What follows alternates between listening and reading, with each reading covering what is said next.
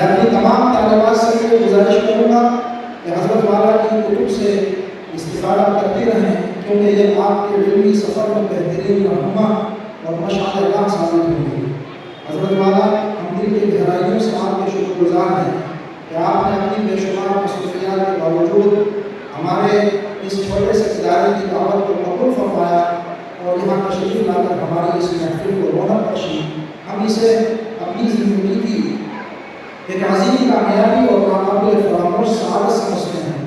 یقیناً آپ کی یہ بابرکت تشریف آوری ہمارے اندر علم کا شوق، عمل کا جذبہ، اخلاص کی کیفیت اور محنت و جدوجہد کا نیا بلبلہ پیدا کرے گی، اور ہماری طالبات کے لیے بھی یہ ایک عظیم تحریک اور رہنمائی کا ذریعہ بنے گی۔ اللہ سے دعا ہے کہ حضرت والا کے علم و عمل میں مزید برکت عطا فرمائے، آپ کے فیوز کو عام فرمائے اور ہمیں آپ سے خوب استفادہ کرتے رہنے کی توفیق نصیب فرمائے۔ آپ کا سایہ عاطفت و شفقت ہم پر تابع و قادر قائم رہے اور عمر مدتوں آپ کے علم سے اور آپ کی شخصیت سے فیضیاب ہوتی رہے۔ میں مناسب سمجھتا ہوں کہ مختصراً حضرت والا کے سامنے اپنی ادارہ دارالعلوم فتح عثمان کا تعارف پیش کروں تاکہ ہم حضرت کی دعائیں لے سکیں اور آپ کی دعائیں ہمارے اس تعلیمی سفر کا سرمایہ بن سکیں۔ الحمدللہ ہمارے اس ادارے کا آغاز سن 2009 عیسوی میں ایک نہایت مختصر اور خستہ حال عمارت میں ہوا، مگر مدرسے کے بانی محترم چچا جان حضرت حافظ قاری یعقوب صاحب دامت برکاتہ کی محنتوں، اکابرین کی دعاؤں اور مخلصین کے تعاون سے یہ چھوٹا سا چراغ رفتہ رفتہ ایک روشن علمی مرکز کی صورت اختیار کرتا گیا۔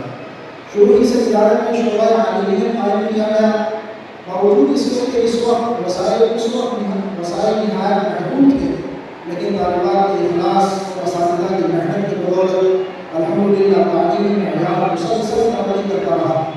آج تک تقریباً 55 سے زائد طالبات دورہ حدیث یعنی بخاری شریف مکمل کر کے سند فراغت حاصل کر چکی ہیں، اور آج جو ہے آپ کے ختم بخاری کے آخری درس سے ان کی یہ فراغت تبدیل کو پہنچے گی، جبکہ 1، 2 اور 3 سال تک تعلیم حاصل کرنے والی طالبات کی تعداد سینکڑوں نہیں بلکہ ہزاروں تک پہنچ چکی ہے۔ الحمدللہ ادارے میں اس وقت شعبہ عالمیت، شعبہ حفظ فلاح تربیتی کورس فعال طور پر جاری ہے، اور متعدد طالبات حفظ بھی مکمل کر چکی ہیں۔ کئی طالبات تکمیل حفظ کے قریب ہیں، اللہ تعالیٰ ان کے حفظ کو جلد مکمل فرمائے۔ اس کے ساتھ ساتھ عصر حاضر کی ضروریات کو سامنے رکھتے ہوئے ادارے میں سلائی، کرافٹنگ، روزانہ تربیتی کورس اور نکاح سفر و قرآن رہنمائی کے لیے خصوصی تربیتی کورس بھی جاری ہیں، جن میں میاں بیوی کے حقوق، والدین اور سسرال کے حقوق اور گھریلو زندگی کے اسلامی آداب سکھائے جاتے ہیں۔ مدرسے کے تحت ایک مستقل مکتب بھی جاری ہے اور اس کی نگرانی میں متعدد دیگر مکاتب بھی چل رہے ہیں۔ علاوہ ازیں محلے اور آس پڑوس کی خواتین کے لیے ہفتہ وار اسلامی بیان اور جمعہ کے دن درس قرآن و تفسیر کا اہتمام ہوتا ہے، اس میں سینکڑوں خواتین شرکت کر کے دینی تعلیم سے مستفید ہوتی ہیں۔ الحمدللہ ادارے کے تعلیمی معیار کی وجہ سے شہر میں اسکول اور اطراف کے علاقوں سے خواتین بڑی تعداد میں یہاں علم حاصل کرنے کے لیے تشریف لاتے رہی ہیں، اور کئی طالبات یہاں سے سند حاصل کر کے خدمت تبدیل میں مصروف ہیں۔ اس ادارے کو اکابر علموں کی خصوصی توجہ بھی حاصل نہیں ہے، چنانچہ دارالعلوم میں جلیل القدر اساتذہ کرام، جن میں خصوصیت کے ساتھ مولانا یوسف صاحب قولی دامت برکاتہ، حضرت مولانا مشیر الدین قاسمی صاحب دامت برکاتہ، حضرت مولانا قاری آفتاب عالم صاحب اور حضرت مولانا سید ارشد مدنی صاحب دامت برکاتہ کے فرزند ارجمند حضرت مولانا اظہر مدنی صاحب کی تشریف آوری اس ادارے کے لیے باعث سعادت رہی ہے، اور آج جس عظیم المرتبہ شخصیت کی تشریف آوری سے یہ محفل مزید منور ہوئی ہے، وہ ایسی علمی اور روحانی شخصیت ہیں جن پر نہ صرف جنوب ہند بلکہ پورا ہندوستان فخر کرتا ہے، بلکہ عرب ممالک کے علماء بھی حضرت والا کے علم کی خدمات سے متاثر ہیں۔ یہ ہمارے ادارے کے لیے بہت بڑا اعزاز ہے۔ اگرچہ ادارہ اپنے عمارت کے اعتبار سے کئی محدود وسائل کا حامل ہے، مگر اللہ کے فضل سے تعلیمی خدمات کے اعتبار سے مسلسل ترقی کی طرف گامزن ہے۔ اس جگہ کی کمی کی وجہ سے ہمیں سالانہ اجتماعات کے لیے دیگر مقامات کا سہارا لینا پڑتا ہے۔ حضرت والا سے گزارش ہے کہ اپنی مقبول اور مستجاب دعاؤں میں ادارے کے لیے، طالبات کے لیے، معلمین و معلمات کے لیے خصوصی دعائیں فرمائیں اور اپنی توجہات کو ادارے پر برقرار رکھیں. ہمیں اور دل کے عمیق گہرائیوں سے حضرت کے شکر گزار ہیں. اور الحمدللہ اس وقت مدرسے کے اندر 160 سے زائد تعلیمات مختلف شعبات کی زیر تعلیم ہیں اور تقریباً 12 سے زیادہ معلمین، 10 معلمات اور 3 معلمین، تقریباً 13 معلمین معلومات خدمات انجام دے رہی ہیں. اور تمام علماء کرام کا بھی خصوصاً حضرت کے ساتھ تشریف لائے ہوئے مدرسہ مسجد العلوم سے تشریف لائے ہوئے علماء کرام کو بھی ہم استقبال کرتے ہیں. اور مزید ہمارے شہر میسور اکابر حضرات خصوصاً حضرت حافظ الدین صاحب دیگر علماء کرام تشریف فرما ہیں. ہم تمام آپ کے لیے ممنون و مشکور ہیں کہ آپ ہمیں تشریف لائے. اللہ آپ کے سامنے کو قبول فرمائیں. اپنے مدرسے کی معزز طالبات میں سے کسی ایک طالبات سے گزارش کرتا ہوں کہ عبارت بخاری شریف کی آخری عبارت جو ہے پڑھیں. انشاءاللہ حضرت والا درس ہوگا اور خطاب ہوگا. عبارت شروع کریں.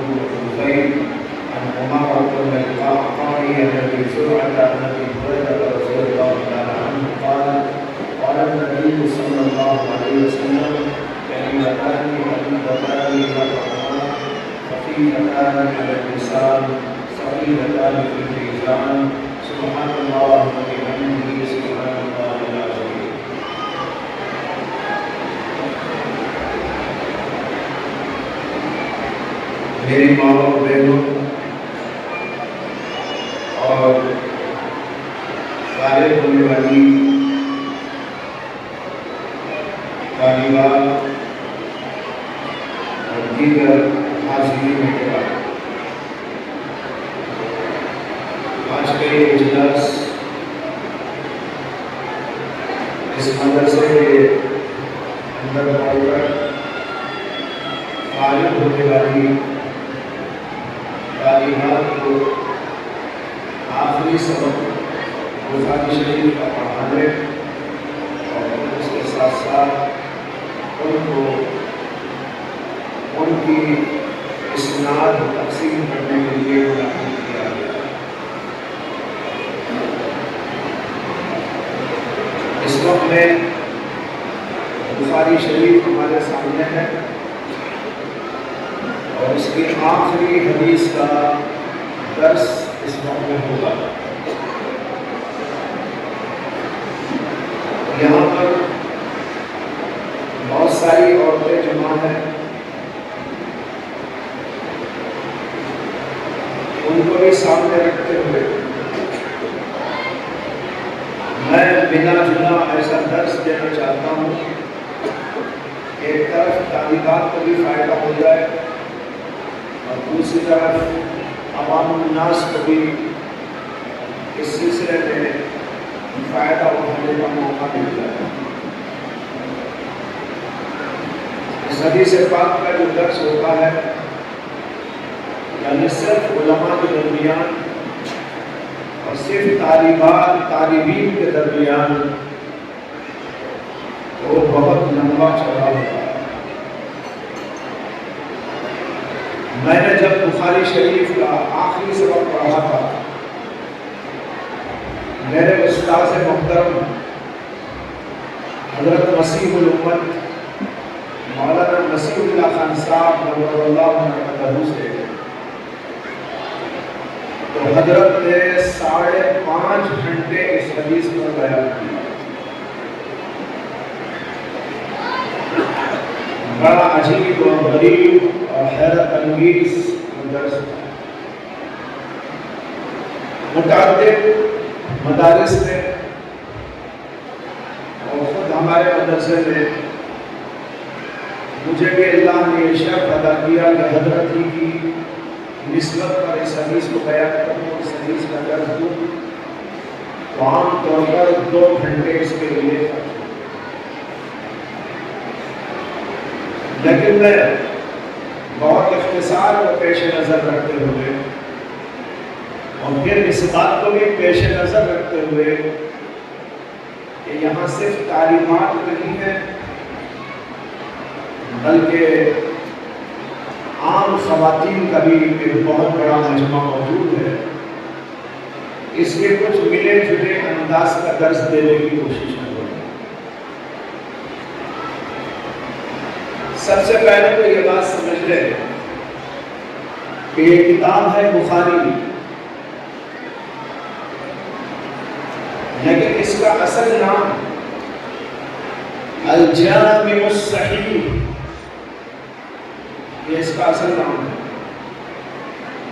لیکن عرف عام کے اندر سے بخاری شریف کہہ دیا جاتا ہے۔ اسی طرح اور بزرگوں کے نام سے بھی کتابیں چلتی ہیں، جیسے ابو داؤد، حالانکہ وہ لکھنے والوں کا نام ہے ابو داؤد، کتاب کا نام نہیں ہے ابو داؤد۔ مسلم شریف، مسلم لکھنے والے بزرگ کا نام ہے، محدث کا نام ہے۔ اسی طریقے پر بخاری، یہ امام بخاری رحمۃ اللہ علیہ کی طرف نسبت ہے۔ کتاب کا نام بخاری نہیں، کتاب کا نام ہے الجامع الصحیح المسند المختصر من امور رسول اللہ صلی اللہ علیہ وسلم، یہ اس کا اصل نام ہے۔ بہرحال ہم اس عظیم الشان کتاب کو سامنے رکھتے ہوئے اس کا جو آخری سبق ہے وہ پیش کرنے جا رہے ہیں۔ یہ کتاب بڑی لاجواب کتاب ہے، اس کے بارے میں علماء کہتے ہیں اصح الکتب بعد کتاب اللہ البخاری، اللہ کی کتاب کے بعد اس دنیا میں کوئی سب سے زیادہ صحیح ترین کتاب ہے وہ یہ بخاری۔ امام بخاری نے اسے 16 سال کے عرصے میں لکھا اور لکھنے میں بڑا اہتمام کیا ہے، بڑے انتظامات کیے، بڑے اہتمامات کیے۔ پہلے لوگ غسل فرماتے، 2 رکعت نماز ادا کرتے، اللہ تعالیٰ سے دعا مانگتے، پھر اس کے بعد حدیث پاک بھی، اور پھر استخارہ بھی کرتے۔ استخارہ اس لیے کرتے کہ کہیں میرے سے کوئی بھول چوک نہ ہو جائے، میں صحیح احادیث ہی کو لکھوں۔ امام بخاری نے بڑے اہتمام کے ساتھ میں سے لکھا۔ اس سے پہلے بھی کتابیں تھیں اور امام بخاری نے اپنے اساتذہ کرام سے ان کتابوں کو پڑھا، لیکن اس زمانے میں جو کتابیں لکھی گئی تو اس میں صحیح حدیثیں بھی تھیں اور ایسی حدیثیں بھی اس میں تھیں جو صحیح کے درجے کو پہنچی ہوئی نہیں تھی۔ ایک بار امام بخاری اپنے استاد محترم حضرت امام اسحاق بن راہویہ کی خدمت میں بیٹھے ہوئے تھے۔ ایک آدمی آیا اور اس نے کہا کہ حضرت میرے دل میں ایک بات آ رہی ہے کہ ایک ایسی کتاب لکھی جانی چاہیے جس کے اندر صرف اور صرف صحیح احادیث موجود ہو، تاکہ اطمینان کے ساتھ ہم عمل کر سکیں۔ امام بخاری بیٹھے ہوئے تھے تو ان کے استاد نے ان کو دیکھ کر کہا کہ اے محمد یہ کام تم کرو۔ امام بخاری کا نام ہے محمد بن اسماعیل، یہ ان کا نام ان کے والد کا نام اسماعیل، تو انہوں نے کہا محمد تم یہ کام کرو۔ امام بخاری نے ٹھان لیا اور یہ کام کر دیا اور دنیا والوں کو دکھا دیا، اور جس زمانے سے لکھا اس زمانے سے آج تک دنیا کے اندر یہ کتاب پڑھی جاتی ہے، پڑھائی جاتی ہے، اس کی شروحات لکھی گئی ہیں، بڑے عظیم اس کے فوائد کو مرتب کیا گیا ہے، ہر جگہ پر اس کا درس ہوتا ہے۔ امام بخاری نے اس کتاب کو جو لکھا تو اس کی ترتیب بھی بڑی شاندار بنائی۔ ابواب کی ترتیب کے اندر بڑے اہتمامات کیے۔ میں صرف ایک بات اس وقت رد کرتا ہوں جو ماشاءاللہ ہم سب کے ساتھ پڑھے لکھے اور عام کے آدمی بھی بہت آسانی کے ساتھ میں سمجھ سکتے ہیں۔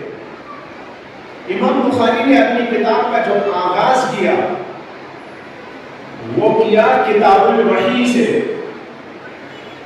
اور پھر جو اس کا اختتام کیا وہ کیا کتاب التوحید پر۔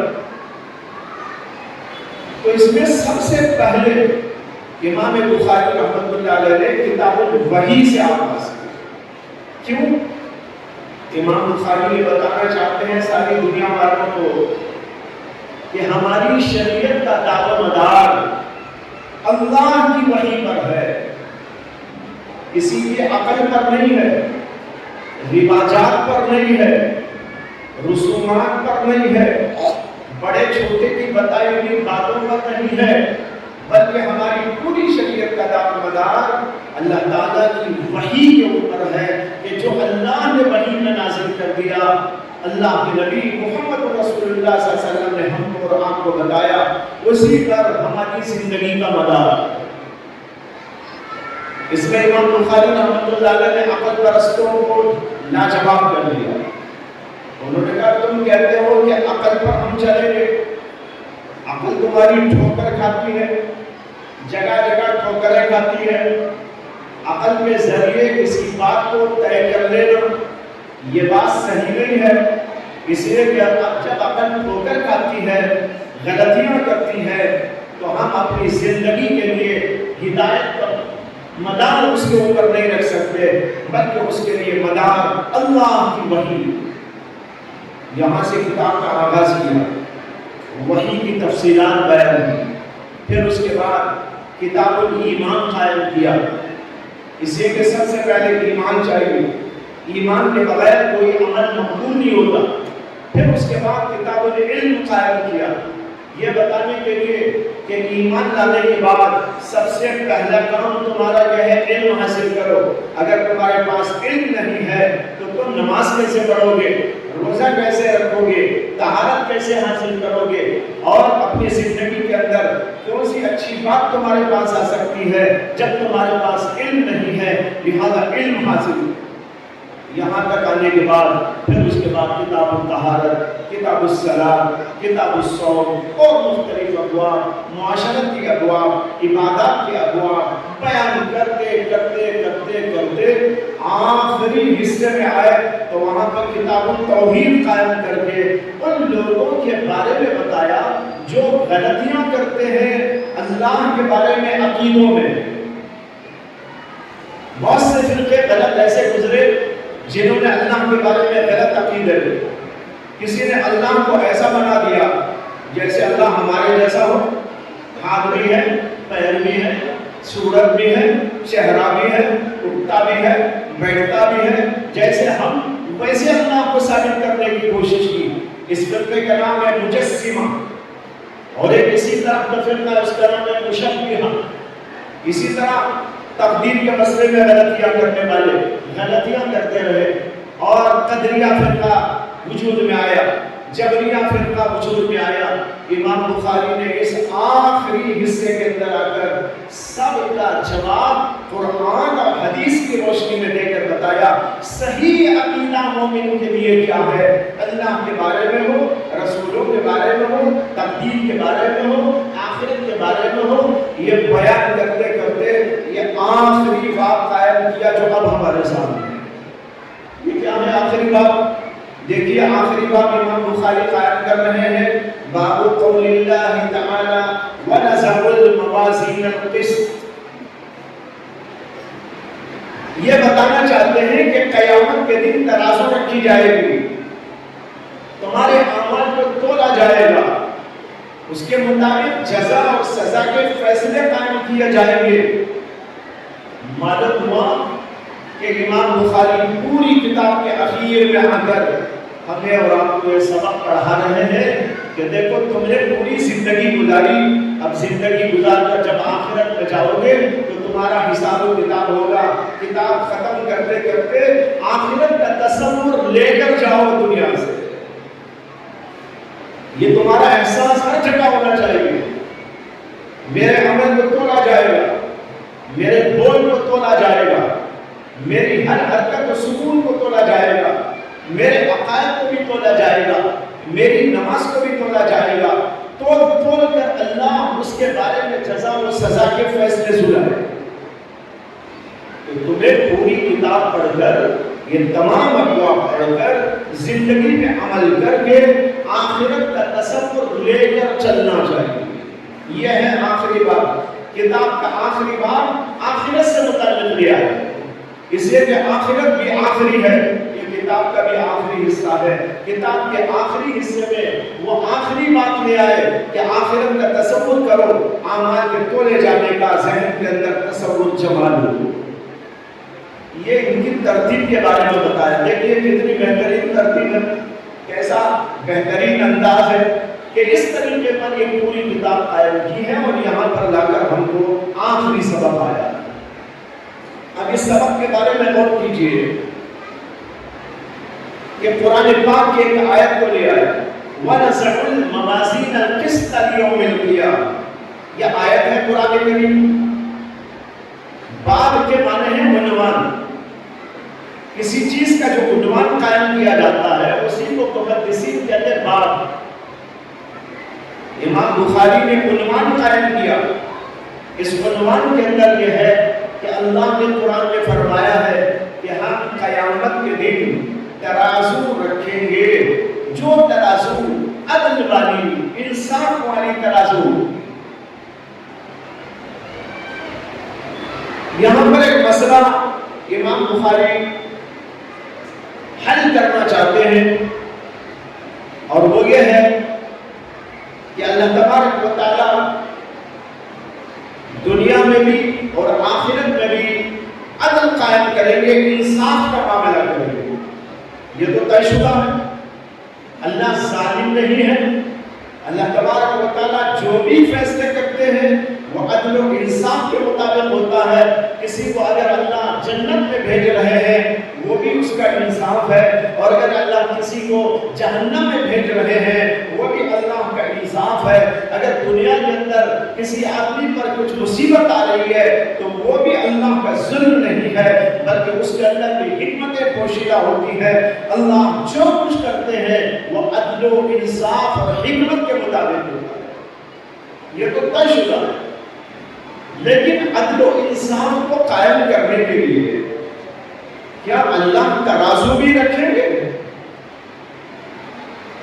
اہل سنت والجماعت کا عقیدہ یہ ہے کہ جی اللہ قیامت کے میدان کے اندر ترازو رکھیں گے،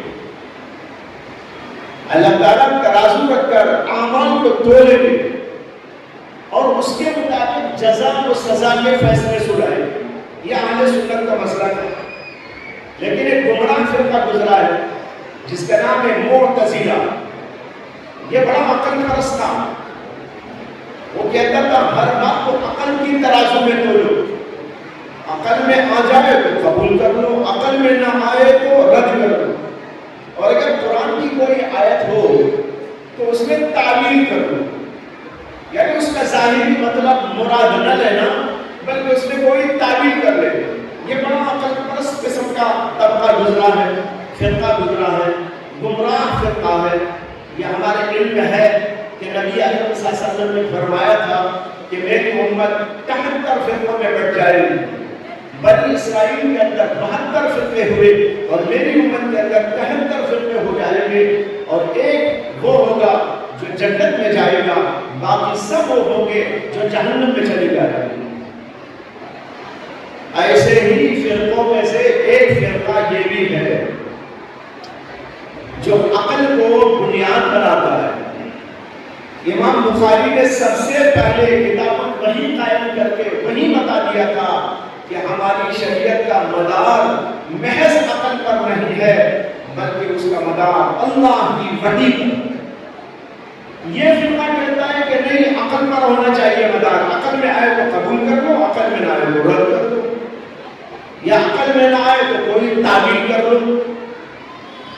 چنانچہ اس جگہ پر بھی اس فرقے نے یہ کہا کہ قرآن میں جو آیا ہے کہ اللہ ترازو قائم کریں گے تو قیامت میں کوئی ترازو نہیں رکھی جائے گی۔ ہاں، اللہ عدل کریں گے، انصاف کریں گے، تو ٹھیک ہے، لیکن اس کے لیے کوئی ترازو رکھے اور اس کے اندر اعمال کو تولا جائے، یہ نہیں ہوگا۔ کیوں نہیں ہوگا؟ کہتے ہیں عقل کے خلاف ہے۔ یہ فرقہ کہتا ہے اعمال کو ترازو میں رکھ کر تولنا عقل کے خلاف ہے، اور جو بات عقل کے خلاف ہو وہ ہم نہیں مانتے، یا اس میں تعبیر کرنا چاہیے۔ چنانچہ اس فرقے نے کہہ دیا کہ اعمال تولے نہیں جائیں گے، نہ ترازو رکھی جائے گی۔ دلیل پہ یہ دیتے ہیں کہ ترازو میں کوئی عمل رکھ کر تولنا ممکن نہیں ہے، اس لیے کہ ترازو میں ایسی چیز رکھی جا سکتی ہے جو پکڑی جا سکتی ہو، مادی قسم کی چیز ہو، جسمانی کوئی چیز ہو، جیسے کتاب کو رکھا جا سکتا ہے، ٹیبل کو رکھا جا سکتا ہے، کپڑے کو رکھا جا سکتا ہے، یہ پانی کی بوتل کو رکھا جا سکتا ہے، کھانے کی پلیٹ رکھی جا سکتی ہے، کوئی ڈش رکھی جا سکتی ہے، اور چیزیں جو ایسی ہوں وہ تو ترازو میں رکھنے کے قابل ہے، لیکن نماز کہاں ہے کہ اس کو اٹھا کے ترازو میں رکھیں؟ ہمارا روزہ کہاں ہے اس کو اٹھا کے ترازو میں رکھیں؟ ارے بھائی، گلاس ہوتا تو رکھ دیتے، اور کھانا ہوتا تو رکھ دیتے، خود انسان ہو تو اس کو رکھ دیتے، لیکن اس کے اعمال کو کیسے رکھا جائے گا یہ تو عقل میں بالکل نہیں آتی بات۔ اور وہ کہتے ہیں کہ جب عقل میں نہیں آتی تو ہم اسے نہیں مانتے، ہم کہتے ہیں کہ جو ایسا نہیں ہو سکتا کہ ترازو میں اعمال کو رکھ کے تولا جائے، یہ ناممکن ہے۔ اب قرآن کے اندر آیت آئی، اللہ کہتے ہیں منزع الموازین القسط، تو وہ کہتے ہیں اس میں تعبیر کرنا چاہیے۔ تعبیر کیا ہے؟ تعبیر یہ ہے کہ کوئی ترازو ورازو نہیں ہوگی، نہ اعمال کو تولا جائے گا، بلکہ اللہ کا مقصد صرف یہ ہے میں عدل و انصاف قائم کروں گا، باقی وہاں کوئی ترازو ورازو نہیں ہوگی، نہ اعمال کو تولا جائے گا۔ یہ اس فرقے کا ذہن ہے، نظریہ ہے کہ نہ ترازو نہ اعمال کے اندر وزن، نہ اعمال کو تولا جائے۔ امام بخاری انہیں کے رد کرنے کے لیے بات قائم کر رہے ہیں، اور اس کے لیے دو دلیلیں لا رہے ہیں۔ میں اس کی تفصیل تو آگے چل کر عرض کروں گا، میری مائیں اور بہنیں بھی یہاں پر غور کریں کہ قرآن کریم نے بتایا کہ اللہ ترازو قائم کر کے اس کے اندر اعمال کو تولے گی۔ قرآن میں صاف طور پر موجود ہے وَالْوَزْنُ يَوْمَئِذٍ الْحَقُّ، قیامت کے دن اعمال کا تولا جانا حق ہے۔ اللہ نے قرآن میں صراحت کے ساتھ اس کو کہا، اسے تمام کے تمام اہل سنت اس بات پر عقیدہ رکھتے ہیں، ایمان رکھتے ہیں کہ اللہ قیامت میں ترازو رکھ کر اعمال کو اس کے اندر تولے گے، نماز تولیں گے، ایمان کو تولیں گے، اور اعمال کو تولیں گے، اخلاق کو تولیں گے، ہر چیز کو تولیں گے، ہر بول کو تولیں گے۔ کوئی غیبت کر رہا ہے تولا جائے گا، اگر کوئی آدمی اچھا بول رہا ہے وہ تولا جائے گا، کوئی جھوٹ بول رہا ہے اس کو تولا جائے گا، اسی طرح اور ہر عمل کو تولا جائے گا۔ ترازو کے دو پگڑے ہوں گے، ایک پگڑے میں نیکیاں رکھی جائیں گی اور ایک پگڑے کے اندر برائیاں اور جو ہے بدیاں رکھی جائے گی، اور یہ دیکھا جائے گا کون سا پگڑا بھاری ہوا۔ اگر پگڑا نیکیوں کا بھاری پڑ گیا وہ جنت میں بھیج دیا جائے گا، اور اگر برائیوں کا غلطیوں کا پلڑا بھاری پڑ گیا تو اسے جہنم میں بھیج کر جب تک کہ اس کی تمام برائیوں کی سزا اس کو نہ دے دی جائے وہاں پر اس کو رکھا جائے گا، اگرچہ ایمان کی وجہ سے اخیر میں اس کو نکال دیا جائے گا۔ یہ ہے جو امام بخاری ہم کو اور آپ کو سمجھانا چاہتے ہیں۔ لیکن یہ فرقہ کہتا ہے کہ نہیں جناب، اعمال تولے نہیں جائیں گے، عقل کے خلاف ہے۔ ایک تو اس وجہ سے، دوسری بات وہ لوگ یہ کہتے ہیں کہ اللہ کو اعمال تولنے کی ضرورت کیا ہے؟ ارے اللہ سب جانتا ہے، ہر آدمی کا عمل جانتا ہے، اعمال کی قوت کتنی ہے وہ بھی اللہ جانتا ہے، کس کی نماز میں اخلاص ہے، کس کی نماز میں اخلاص نہیں ہے وہ بھی اللہ جانتا ہے، کون غلطیاں زیادہ کر رہا ہے، کون نیکیاں زیادہ کر رہا ہے وہ بھی اللہ جانتا ہے۔ جب اللہ سب کچھ جانتا ہے، وہ عالم الغیب بھی ہے، وہ عالم الشہادہ بھی ہے، تو اللہ کو کیا ضرورت ہے کہ وہ ترازو رکھ کر اعمال کو تول کر پھر فیصلہ کرے؟ یہ ہے ان کی دو دلیلیں۔ ایک دلیل کیا بتائی کہ عمل کو تولنا ممکن نہیں۔ اب ہم لوگ ابھی نماز پڑھ کے آئے مغرب، اگر کسی کو پوچھا جائے کہاں ہے تمہاری نماز دکھاؤ، کون سے خانے میں رکھ کے آئے ہو، کون سی تجوری میں رکھ کے آئے ہو، یا کون سے جیب میں ہے، ذرا لاؤ اٹھا کے میں توڑ کے دکھاؤں، کوئی نہیں دکھا سکتا۔ ایک آدمی قرآن کی تلاوت کرتا ہے، وہ تلاوت ہو گئی عمل ہے وہ، لیکن اس کو کیسے کیچ کر کے ترازو میں رکھا جائے گا، وہ کہتا ہے ایسا ہو نہیں سکتا۔ لیکن بھائیوں ان کی یہ دونوں باتیں غلط ہیں۔ دونوں باتوں کو حضرات علماء نے رد کر دیا۔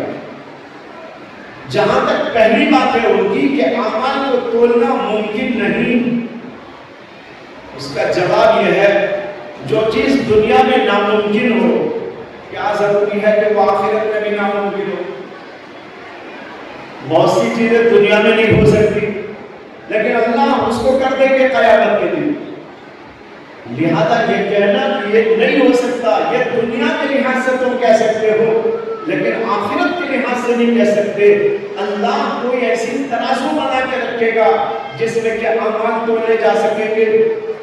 دیکھیے پہلے زمانے میں کئی چیزیں نہیں تولی جا سکتی تھی، آج کیا کیا تولا جا رہا ہے۔ لہذا اللہ قیامت کے دن ایسا کوئی ترازو بنا دے جس کے اندر عمل کو بھی تولا جا سکتا ہو، یہ ناممکن نہیں ہے، یہ تمہاری عقل کی خامی و خرابی ہے۔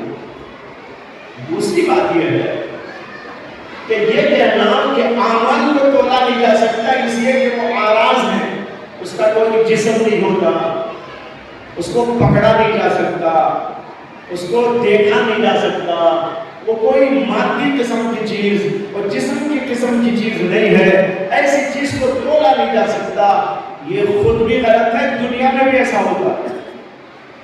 میں اس کی مثال دیتا ہوں۔ ہمارے استاد حضرت مسیح احمد رحمۃ اللہ علیہ نے ہم کو جب سبق پڑھایا تو حضرت نے مثال دی تھی کہ دیکھو ایک انسان کو بخار آ جاتا ہے، تھرمامیٹر سے اس کو معلوم کر سکتے ہیں کہ نہیں کر سکتے کہ کتنی ڈگری بخار ہے؟ تو دیکھیے اب کوئی آدمی کہنے لگے کہ مجھے ذرا دکھاؤ کہاں ہے تمہارا بخار، ذرا مجھے نکال کے اپنے جسم کے اندر سے یہاں سامنے رکھ دو، ہم نہیں دکھا سکتے بخار، لیکن بخار ہے اور اس کو معلوم کرنے اور اس کی ڈگری اور اس کا وزن معلوم کرنے کے لیے دنیا میں ایک آلہ موجود ہے جس کو کہتے ہیں تھرمامیٹر۔ حضرت نے یہ مثال دی تھی، میں اس پر اور دو مثالوں کا اضافہ کرتا ہوں۔ دوسری مثال یہ ہے کہ اگر کسی آدمی کو شوگر کی بیماری آ جائے، بہت سے لوگوں کو ہے، مجھے بھی ہے، اور اس کو معلوم کرنے کا ایک آلہ موجود ہے۔ پہلے تو ڈاکٹروں کے پاس جاتے تھے، اب ڈاکٹروں کے پاس جانے کی بھی ضرورت نہیں، گھر گھر موجود ہے۔ ذرا سا خون نکالا اور ایک پتی ہے اس کے اوپر رکھا اور اس کو آلے میں لگایا، وہ ڈگری بتا دیتا کتنی بخار، کتنی اس کو شوگر شوگر ہے، 200 ہے، 300 ہے، 400 ہے، رینج میں ہے، رینج سے باہر ہے، وہ اعلیٰ بتا رہا ہے۔ اب دیکھیے کوئی کہنے لگے کہ شوگر دکھاؤ کہاں ہے میرے جسم کے اندر، تمہارے جسم کے اندر، ہم نہیں دکھا سکتے، لیکن وہ شوگر ہے، ایک مرض ہے، وہ مرض کتنا ہے اور کیا ہے معلوم ہو جاتا۔ حضرت مولانا عمر صاحب پالنپوری رحمت اللہ علیہ، جو تبلیغی جماعت کے بہت بڑے عالم گزرے ہیں، بہت بڑے اللہ کے ولی گزرے ہیں، انہوں نے ایک بیان کے اندر اپنا یہ واقعہ سنایا۔ واقعہ سنایا کہ سفر ہو رہا تھا فلائٹ میں، کسی ملک کا سفر، حضرت کے بازو ایک ڈاکٹر صاحب بیٹھے ہوئے تھے، 12 صاحب بیٹھے ہوئے تھے۔ کون تھے وہ ڈاکٹر تھے دیکھ کے حضرت کو تو معلوم نہیں تھا، 12 وہ ڈاکٹر تھے بیٹھے ہوئے۔ حضرت نے ویسے ہی ان سے معلومات کرتے ہوئے دین کی کوئی گفتگو شروع کر دی، دین اسلام کے بارے میں کچھ بات بیان کرنے شروع کر دی۔ وہ صاحب غیر مسلم تھے، انہوں نے کہا کہ آپ لوگ جو اسلام کے بارے میں کہتے ہیں، مجھے اسلام کے بارے میں ایک شبہ ہے۔ حضرت نے کہا کیا شبہ ہے؟ تو وہ صاحب کہنے لگے کہ اسلام کے لوگ کہتے ہیں جب آدمی مر جاتا ہے تو مرنے کے بعد قبر میں اچھے آدمی کے ساتھ بڑا اچھا سلوک ہوتا ہے، اور جو برا اور کافر ہوتا ہے اس کے لیے وہاں عذابات ہوتے ہیں، عذاب قبر بھی ہوتا ہے، نیک لوگوں کو وہاں بہت اچھائیاں اور جنت کی جو ہے نعمتیں ملتی ہیں۔ یہ آپ لوگ مسلمان کہتے ہیں، لیکن ہم نے بہت سی اچھی بری لوگوں کی قبروں کو کھول کر دیکھا ہے، لیکن وہاں تو کچھ بھی نظر نہیں آتا، نہ اچھوں کی قبروں میں کوئی جنت نظر آئی، نہ بروں کی قبر کے اندر کوئی جہنم ہم کو نظر آئی۔ تو حضرت نے اس سے کہا کہ آپ کیا کرتے ہیں؟ انہوں نے کہا میں ڈاکٹر ہوں۔ تب حضرت کو معلوم ہوا کہ وہ صاحب ڈاکٹر ہے۔ تو حضرت نے فرمایا کہ اچھا ڈاکٹر صاحب، ڈاکٹر لوگ یہ کہتے ہیں کہ آپ کو شوگر ہو گئی، آپ کو شوگر کی بیماری ہے، آپ کو شوگر آ گئی۔ میں آپ سے گزارش کرتا ہوں کہ اگر مجھے شوگر ہے یا آپ کو شوگر ہے تو آپ ذرا نکال کے آپ کے جسم سے یا میرے جسم سے دکھا دیجیے۔ کہنے لگے نہیں میں دکھا تو نہیں سکتا لیکن ہوتی ہے، اور کہنے لگے ہوتی تو ہے میں دکھا نہیں سکتا۔ حضرت نے فرمایا اسی طرح عذاب قبر بھی ہوتا ہے، ثواب قبر بھی ہوتا ہے، اگرچہ ہم دکھا نہیں سکتے، جیسے آپ شوگر نہیں دکھا سکتے، ہم وہ نہیں دکھا سکتے، اس لیے کہ وہ اس عالم سے تعلق رکھنے والی چیز ہے، اس عالم سے تعلق رکھنے والی چیز وہ نہیں۔ تو یہ میں کہہ رہا تھا، دیکھیے شوگر نکال نہیں سکتے جسم سے، دکھا نہیں سکتے، پکڑ نہیں سکتے، لیکن شوگر بہرحال ہوتی ہے جسم کے اندر۔ اسی طریقے پر اس کو معلوم کیا جا سکتا ہے کہ کتنی شوگر ہے انسان کے جسم کے اندر، یعنی کتنی شوگر ہائی ہو گئی ہے یا کم ہو گئی ہے یا رینج میں ہے، وہ اعلیٰ بتا رہا ہے۔ دوسری مثال بھی ہے، بعض لوگوں کو بلڈ پریشر ہو جاتا ہے۔ ویسے تو بلڈ پریشر ہر آدمی کو ہوتا ہے، یعنی رینج میں رہتا ہے، اگر نہ ہوتا تو ہم بیٹھتے کیسا ہے، ہر وقت پریشر جاری رہتا ہے، خون کا دوران چلتا رہتا ہے، لیکن بعض لوگوں کو لو ہو جاتا ہے، بعض لوگوں کو ہائی ہو جاتا ہے۔ وہ غلط ہے، وہ ڈینجر ہے، لو ہونا ڈینجر، ہائی ہونا ڈینجر، لیکن اپنے رینج میں رہے تو ڈینجر نہیں بلکہ اسی سے ہماری زندگی چلتی ہے۔ تو دیکھو بلڈ پریشر انسان میں ہوتا ہے، لیکن اگر کوئی پوچھنے لگے کہ ذرا دکھاؤ تمہارا بلڈ پریشر، بلڈ تو دکھا سکتا ہے لیکن بلڈ پریشر نہیں دکھا سکتا۔ زیادہ سے زیادہ بلڈ نکل جائے گا، خون نکل جائے گا، لیکن بھائی خون کا پریشر کیسے بتائے گا لو ہے یا رینج میں ہے یا ہائی ہو گیا ہے؟ یہ بتانا دکھانا ممکن نہیں ہے، لیکن ہوتا ہے، اس کے لیے آلہ موجود ہے جس کے ذریعے پتہ چل جاتا ہے کہ کتنی ڈگری اس کی ہے اور کتنا ہے، بڑھ کر ہے کہ کم ہو گیا ہے۔ معلوم ہوا کہ ایسی چیزوں کی بھی جانکاری ہو سکتی ہے، ایسی چیزوں کو بھی معلوم کیا جا سکتا ہے اور تولا جا سکتا ہے جن کو پکڑا نہیں جا سکتا، جن کو دیکھا نہیں جا سکتا، ان کا کوئی جسم نہیں ہوتا۔ جب دنیا ہی میں ایسے آلات موجود ہیں جو ہماری ایسی چیزوں کو بتا سکتے ہیں، تو بھائی اللہ اگر قیامت کے میدان کے اندر اعمال کو تولنے کی ترازو بنا دے، آپ کو کیا اس میں ایسے بات نظر آ رہی ہے جو وقت میں دیا؟ یہ ہے جواب ان لوگوں کا۔ دوسری بات ان لوگوں نے کہی کہ اللہ کو کیا ضرورت ہے ترازو رکھنے کی؟ اللہ کو تو سب معلوم۔ جواب اس کا یہ ہے بے شک اللہ کو کوئی ضرورت نہیں، اللہ ہر چیز کو جانتا ہے، لیکن آپ یہ بھی جانتے ہیں کہ اللہ تعالیٰ نے فرشتوں کو مقرر کیا ہے۔ فرشتے اپنی نوٹ بک کے اندر اعمال لکھتے ہیں اور وہ اعمال قیامت کے دن ہر آدمی کو دیے جائیں گے۔ اس کا ذکر قرآن میں بھی موجود ہے۔ بعض لوگوں کا نام عمل جو فرشتے تیار کرتے ہیں دامنے ہاتھ میں دیا جائے گا، اور بعض لوگوں کا نام عمل ان کے بائیں ہاتھ کے اندر دیا جائے گا۔ اس کا ذکر قرآن مجید کے اندر موجود ہے۔ اب کوئی کہنے لگے کہ بھائی اللہ کو جب سب معلوم ہے فرشتوں کو کیوں رکھتا ہے؟ کیا اللہ ہمارے اعمال نہیں دیکھ رہا؟ کیا فرشتے کھڑے ہو کے دیکھنا کی ضرورت ہے؟ فرشتوں کو اللہ نے کیوں بھیجا؟ ہمارے پاس فرشتوں کو اللہ نے کیوں رکھا؟ فرشتے نوٹ کیوں تیار کرتے ہیں؟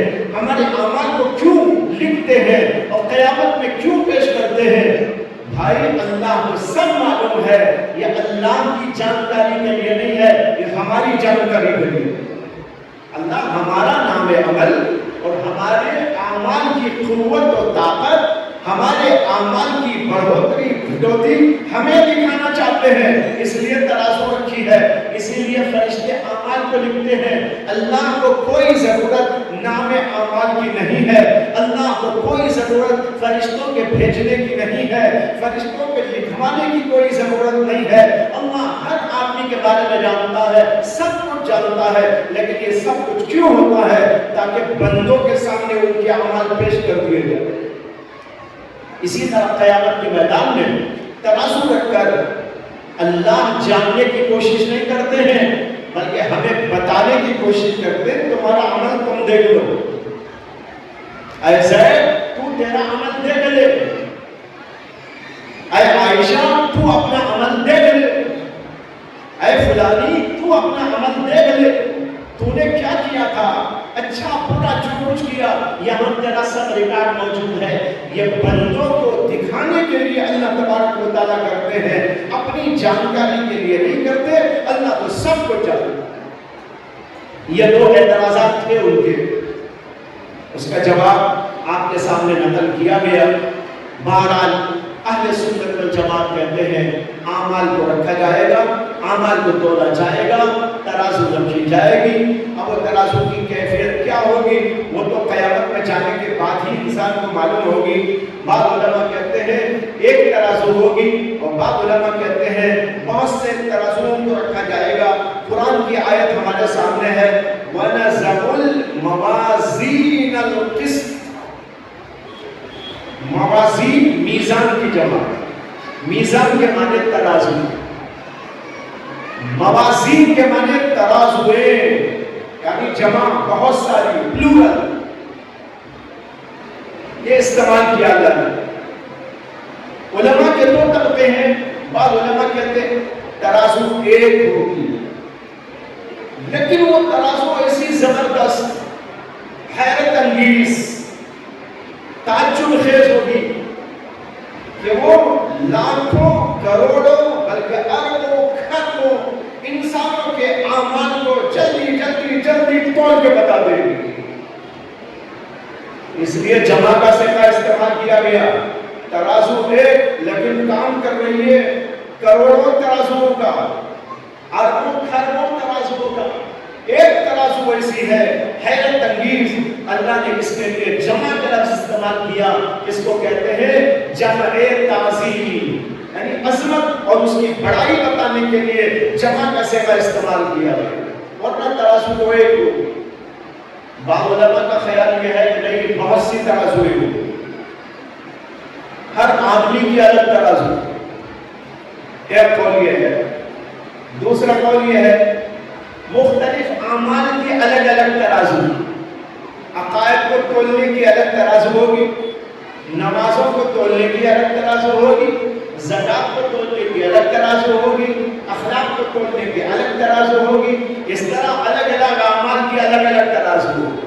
بہرحال یہ علماء کرام کے اپنے اپنے خیالات ہیں، ایسا بھی ہو سکتا ہے، ویسا بھی ہو سکتا ہے، لیکن جب ہم انشاءاللہ قیامت میں جائیں گے نا، وہاں پر معلوم پوری طرح ہوگا کہ صحیح کیا ہے. وہاں جا کر دیکھنا ہے.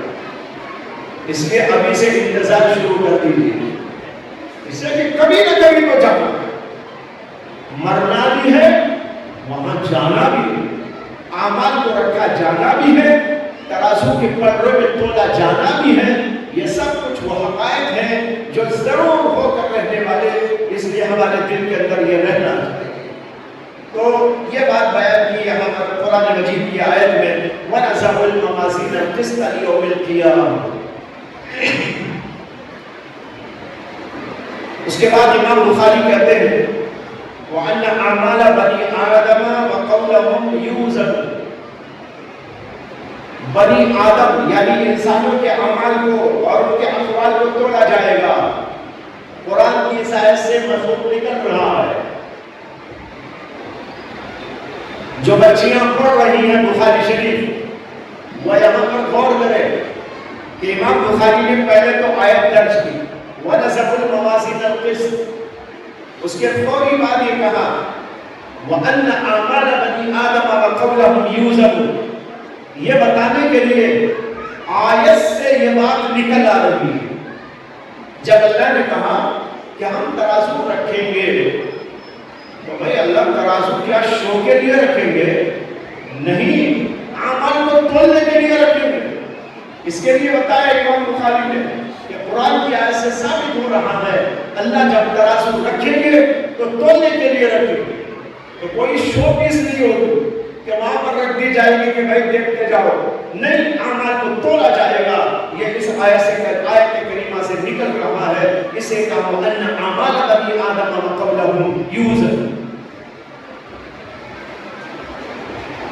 سوال ایک یہاں یہ ہے کہ امام بخاری نے کہا کہ بنی آدم کے اعمال تولے جائیں گے، لیکن بنو الجان کے اعمال کا کیا ہوگا؟ بنو الجان جانتے ہیں آپ؟ بنو الجان یعنی جنات. جنات کے اعمال کا کیا ہوگا؟ بنی آدم کے اعمال کا امام بخاری ذکر کر رہے ہیں کہ آیت سے معلوم ہوتا ہے کہ بنی آدم کے اعمال کو، اقوال کو تولا جائے گا. سوال یہ ہے کیا جنات کے اعمال کو نہیں تولا جائے گا؟ یہ سوال کہیں نظر نہیں آیا، یہ ذہن میں میرے ہی آیا کہ امام بخاری نے یہ کیوں کہا بنی آدم کے اعمال کو تولا جائے گا. جواب بھی میرا اپنا ہے. جواب اس کا یہ دیا جا سکتا ہے کہ امام بخاری نے بنی آدم کا ذکر اس لیے کیا کہ انہوں نے کتاب بنی آدم کے لیے لکھی ہے، جنات کے لیے نہیں لکھی. سمجھ میں آ رہی ہے؟ امام بخاری نے کتاب کس کے لیے لکھی؟ بنی آدم کے لیے لکھی. اس لیے بنی آدم کی لگا دی کہ بنی آدم کے اعمال تولے جائیں گے. جنات کے لیے لکھتے تو ان کا بھی ذکر کر دیتے. حقیقت یہ ہے کہ انسانوں کے اعمال کو بھی تولا جائے گا، جنات کے اعمال کو بھی تولا جائے گا. ذکر نہیں کیا اس لیے کہ انسانوں کے لیے کتاب لکھی گئی. امام بخاری نے اسی غرض سے لکھی، اس وجہ سے جنات کے بارے میں کوئی تذکرہ انہوں نے نہیں کیا. چنانچہ اہل سنت والجماعت کا اس بات کے اوپر اجماع ہے کہ جس طریقے پر بنی آدم کے اعمال کو تولا جائے گا، اسی طریقے پر جنات کے اعمال کو بھی تولا جائے گا، اور جزا و سزا کے فیصلے ان کو سنائے جائیں گے. اس کے بعد جو بات ہے وہ آپ اپنے استاد سے پوچھ لیں اور سمجھ لیں. اس کے اندر لکھا ہے وقال مجاہد القسطاس العدل بالرومیہ. ترجمہ یہ ہے کہ امام مجاہد نے کہا قسطاس کے معنی رومی زبان میں عدل و انصاف کرنے کے آتے ہیں۔ اب سوال یہ ہے کہ یہاں امام بخاری نے کیوں بڑھایا؟ یہاں تو قسطاس کا کوئی ذکر نہیں ہے۔ جواب یہ ہے کہ اوپر قسطاس کا تو ذکر نہیں آیا لیکن قسط کا ذکر آیا، تو قسط کے معنی بھی عدل و انصاف کے ہیں، تو امام بخاری کا ذہن منتقل ہو گیا قسط سے قسطاس کی طرف، اس لیے کہ اس کے معنی بھی عدل و انصاف کے آتے ہیں، اس لیے اس کا ذکر کر دیا، معنی بتا دیے کہ قسطاس کے معنی عدل کے آتے ہیں، اس لیے کہ قرآن میں 2 جگہ یہ آیت آئی ہے، وَزِنُوا بِالْقِسْطَاسِ الْمُسْتَقِيمِ، ٹھیک ٹھاک ترازو سے تولو، وزن کرو، گڑبڑی والی ترازو سے نہ کرو، گڑبڑی والی ترازو سے کریں گے قیامت میں پوچھو گی، ڈنڈی مار مار کر اگر ترازو سے تول کے دیں گے قیامت کے اندر پوچھو گی۔ اللہ نے کہا وَزِنُوا بِالْقِسْطَاسِ الْمُسْتَقِيمِ، یہاں لفظ قسطاس آیا تھا، اس کے معنی بھی ہیں عدل والی، انصاف والی ترازو کو استعمال کرو، اسی کے لیے یہاں پر یہ لفظ ذکر کر کے اس کا معنی بتا دیا کہ امام مجاہد نے اس کے معنی بتایا ہے القسطاس العدل باللغویہ۔ پھر اس کے بعد عربی زبان کا ایک نکتہ بیان کر دیا۔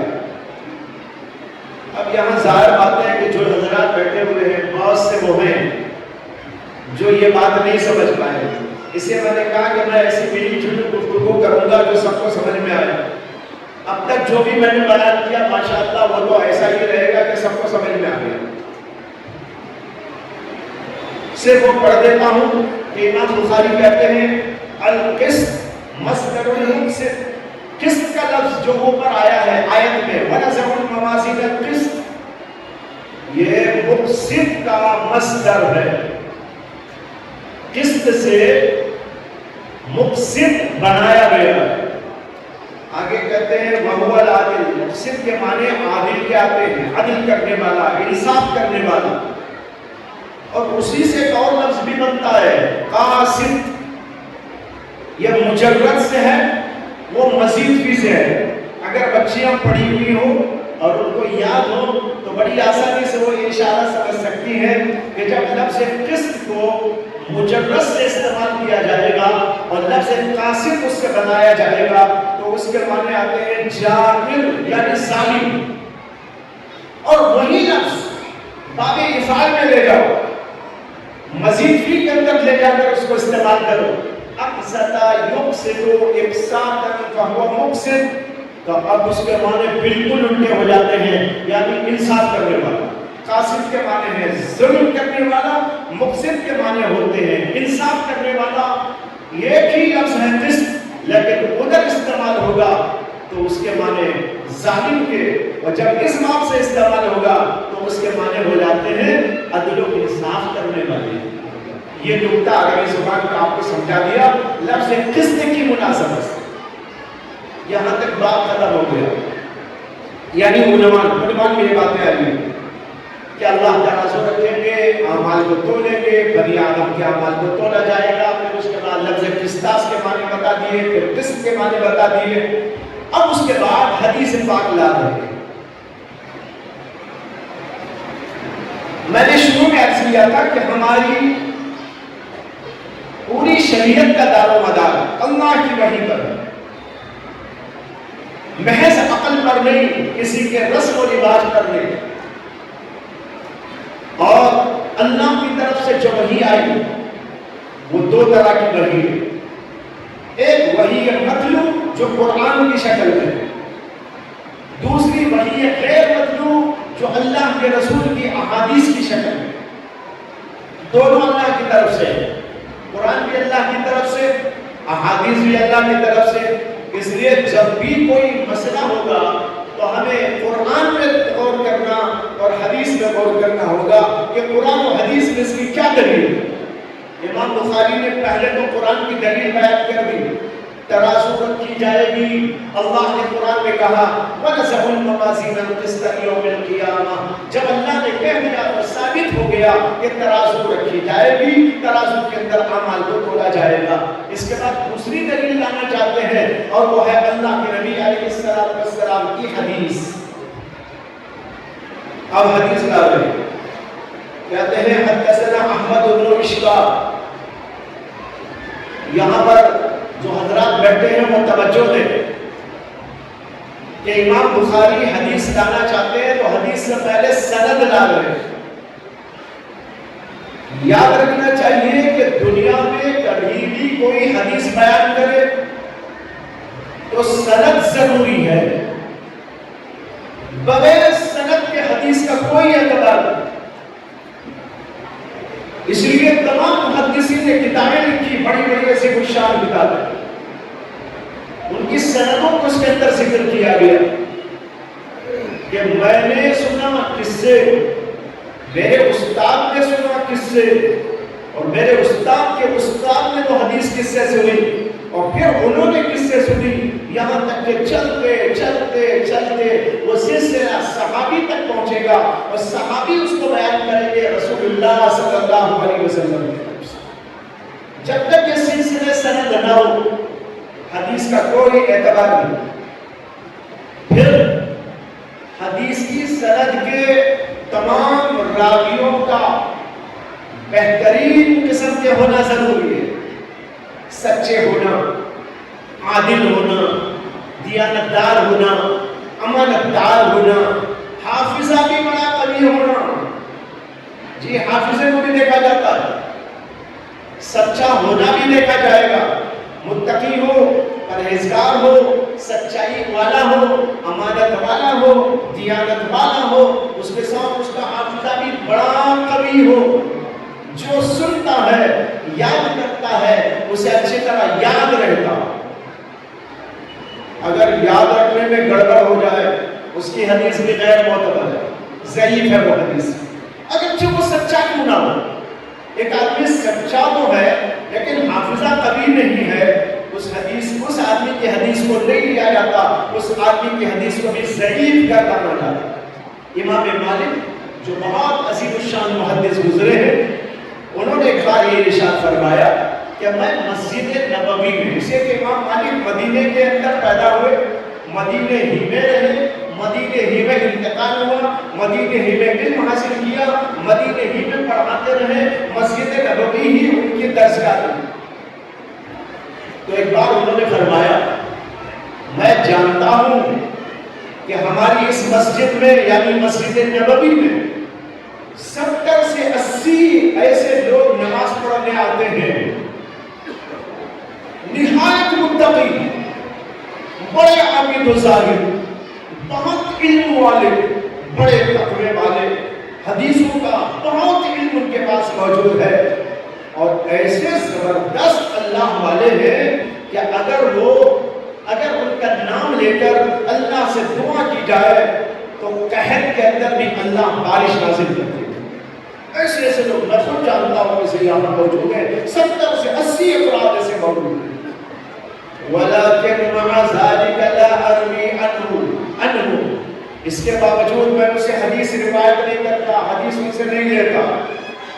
دیکھو کیسی بات کر رہے ہیں، 70-80 افراد ایسے ہیں ان کے تقوی میں شبہ نہیں، ان کی صداقت، امانت، دیانت میں کوئی شبہ نہیں، لیکن میں حدیث ان سے نہیں لیتا اس لیے کہ ان کا حافظہ کمزور ہے.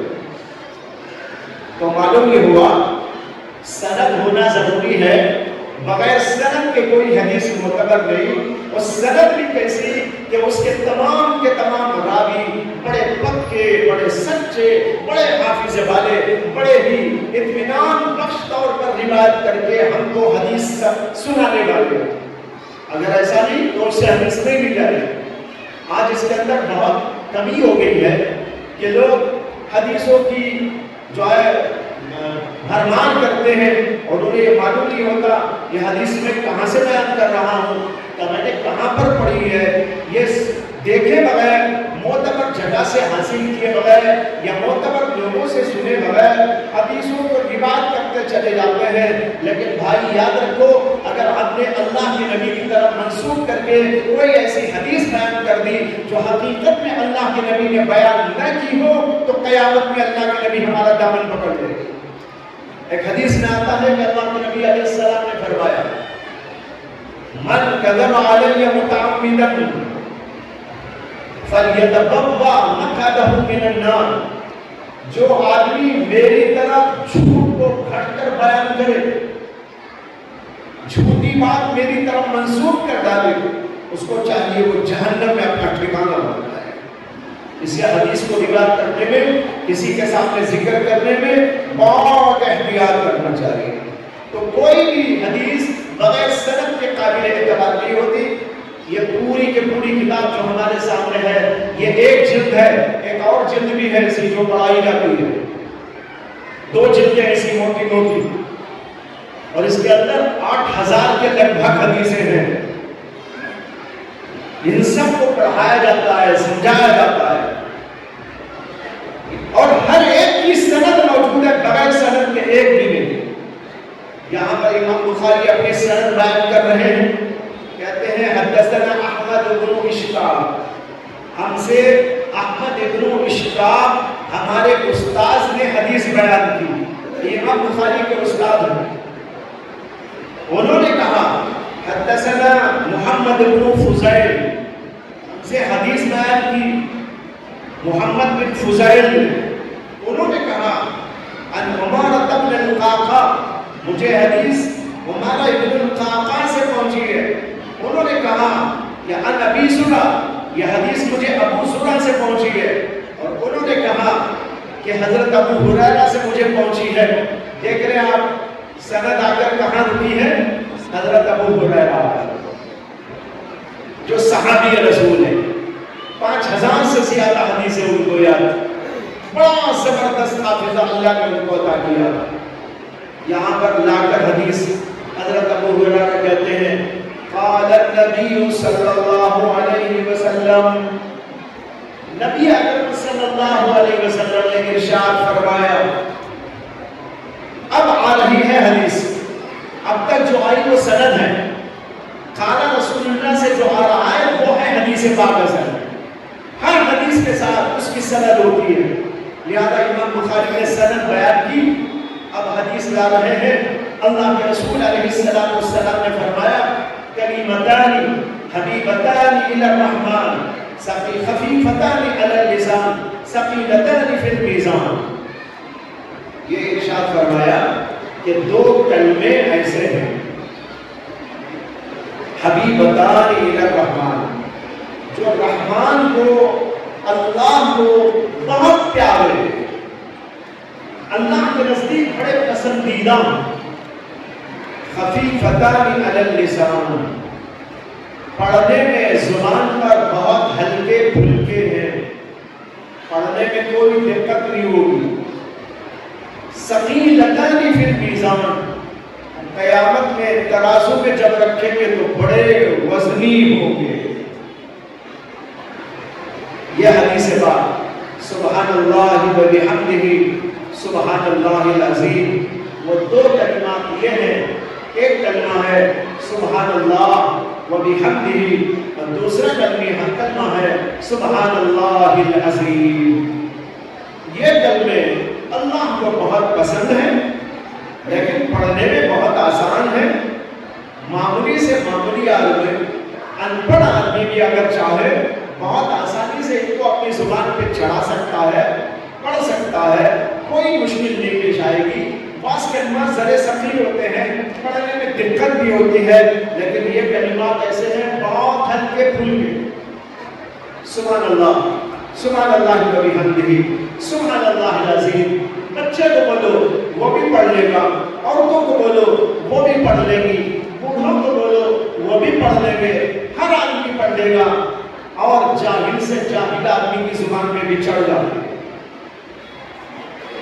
لیکن قیامت کے میدان میں جب ترازو میں رکھ کر اس کا وزن دیکھیں گے، اللہ کے نبی کہتے ہیں ثقیلتان فی المیزان، ترازو میں بڑے بھاری، بڑے وزنی، بڑے بوجھل ہوں گے۔ ایسا نہیں ہے کہ ہم سمجھے کہ زبان میں ہلکے ہیں تو ترازو میں بھی ہلکے ہیں، ترازو میں بڑے بھاری۔ میں نے ایک دفعہ اس کو سمجھانے کے لیے ایک درس میں یہ مثال عرض کی کہ بنگلور میں ایک جگہ پر میوزیم ہے. اس میوزیم کے اندر بچپن میں اسکول کے زمانے میں ہم لوگ گئے تھے, جاتے تھے, تو وہاں پر ایک چھوٹا سا پتھر رکھا ہوا ہے, بالکل چھوٹا, یعنی اتنا سمجھیے, اتنا سا پتھر چوکور ہے, اور اسی کے بعد پہ لکھا ہوا ہے کہ اس کا وزن 5 کلو ہے. اب بھی ہوگا, جا کر دیکھ سکتے ہیں, بالکل چھوٹا سا پتھر ہے. یعنی یوں سمجھیے موبائل فون جو اس میں ہے اس کا بھی آدھاری تھا, لیکن اس کے باوجود ایسا معلوم ہوتا ہے, اب اس کے بعد جو لکھا ہوا ہے کہ اس کا وزن یہ فلاں علاقے کا ہے, تفصیل لکھی ہوئی ہے تاریخی اعتبار سے, فلاں علاقے سے اس کو لایا گیا اور اس کا وزن 5 کلو ہے. دیکھنے میں اتنا چھوٹا, ایسے ہی یہ بھی کلمات دیکھنے میں بہت ہلکے پھلکے, لیکن جب ترازو میں رکھیں گے تو ماشاءاللہ 5 کلو نہیں, 50 کلو نہیں, ارے اس سے بھی بہت بھاری بھاری. اس کو اللہ کے نبی علیہ السلام نے یہاں پر ارشاد فرمایا. اب یہاں 2 باتیں عرض ہیں, یہ تو حدیث کی تھوڑی سی تشریح عرض کروں گا, اور اس سے پہلے دوسری بات یہ بتا دوں کہ امام بخاری اس حدیث سے کیا ثابت کرنا چاہتے ہیں. دیکھیے اس سے تو 2 کلموں کی فضیلت معلوم ہو رہی ہے, وہ تو ہے, لیکن امام بخاری اس سے ایک مسئلہ نکال رہے ہیں, اس سے ایک عقیدہ تلاش میں نکال رہے ہیں. اس لیے کہ عنوان آپ نے سنا کہ اس بات کا عنوان کیا ہے, اعمال کو تولا جانا حق ہے. ان اعمال بنی آدم وقولهم یوزن, بنی آدم کے اعمال تولے جائیں گے, حتیٰ کہ ان کی زبان سے نکلنے والے اقوال کو بھی تولا جائے گا. یہ عنوان میں ذکر کیا تھا. یہاں پر اس حدیث کو لانا, اس کے اندر یہ جملہ آیا ثقیلتان فی المیزان, یہ 2 کلمے جب ترازو میں رکھے جائیں گے اور ان کو تولا جائے گا تو بڑے بھاری ہوں گے. اس سے ثابت ہوا کہ قیامت کے دن ترازو کا رکھا جانا حق ہے, اور ترازو میں اعمال کا تولا جانا بھی حق ہے. اس لیے کہ اللہ کے نبی نے جملہ ارشاد فرمایا ثقیلتان فی المیزان. یہ استدلال ہے. جو لوگ اس مسئلے کو جانے بغیر اس حدیث کو پڑھیں گے تو ان کا ذہن کبھی ادھر نہیں جائے گا. وہ کہیں گے بھائی اس کے اندر ایک فضیلت بیان کی گئی, 2 کلموں کی بڑی فضیلت ہے, اللہ کو بڑے پیارے, زبان پہ بڑے ہلکے ہیں, ترازو میں ثواب بہت ملے گا. یہ تو ٹھیک ہے, ان کا ذہن صرف ثواب کی طرف چلا جائے گا, لیکن مسئلہ جو جس کی طرف امام بخاری اشارہ دے رہے ہیں وہاں ذہن نہیں جائے گا کہ قیامت میں ترازو بھی رکھی جائے گی اور اعمال کو اس کے اندر تولا بھی جائے گا. ذہن ادھر نہیں جائے گا, صرف ادھر جائے گا, ثواب ملے گا. عوام کا ذہن ثواب تک جا کر ختم ہو جاتا ہے, اور امام بخاری کا ذہن اس سے آگے گیا اور اس سے انہوں نے مسئلہ نکالا. بعض وقت ایسا ہوتا ہے کہ ایک حدیث سے کئی مسئلے نکال لیتے ہیں. ظاہر میں دیکھو تو ہمارا ذہن کبھی وہاں تک نہیں جا سکتا, لیکن جو حضرات فقہا گزرے انہوں نے ان کے اندر غور و فکر کیا تو ایسے ایسے موتی تلاش کر کے لے آئے, ایسے ایسے اس کے اندر سے احکام تلاش کر کے لے آئے کہ عام لوگوں کا ذہن تو کیا بلکہ بہت سارے ظاہری علماء اور عام علماء کا ذہن بھی وہاں نہیں جا سکتا. امام اعظم ابو حنیفہ رحمۃ اللہ علیہ کے استاد تھے, ان کا نام تھا امام شعبی. ایک بار ایک آدمی ان کی خدمت میں آیا اور ایک مسئلہ پوچھا, تو انہوں نے اس کا جواب دیا.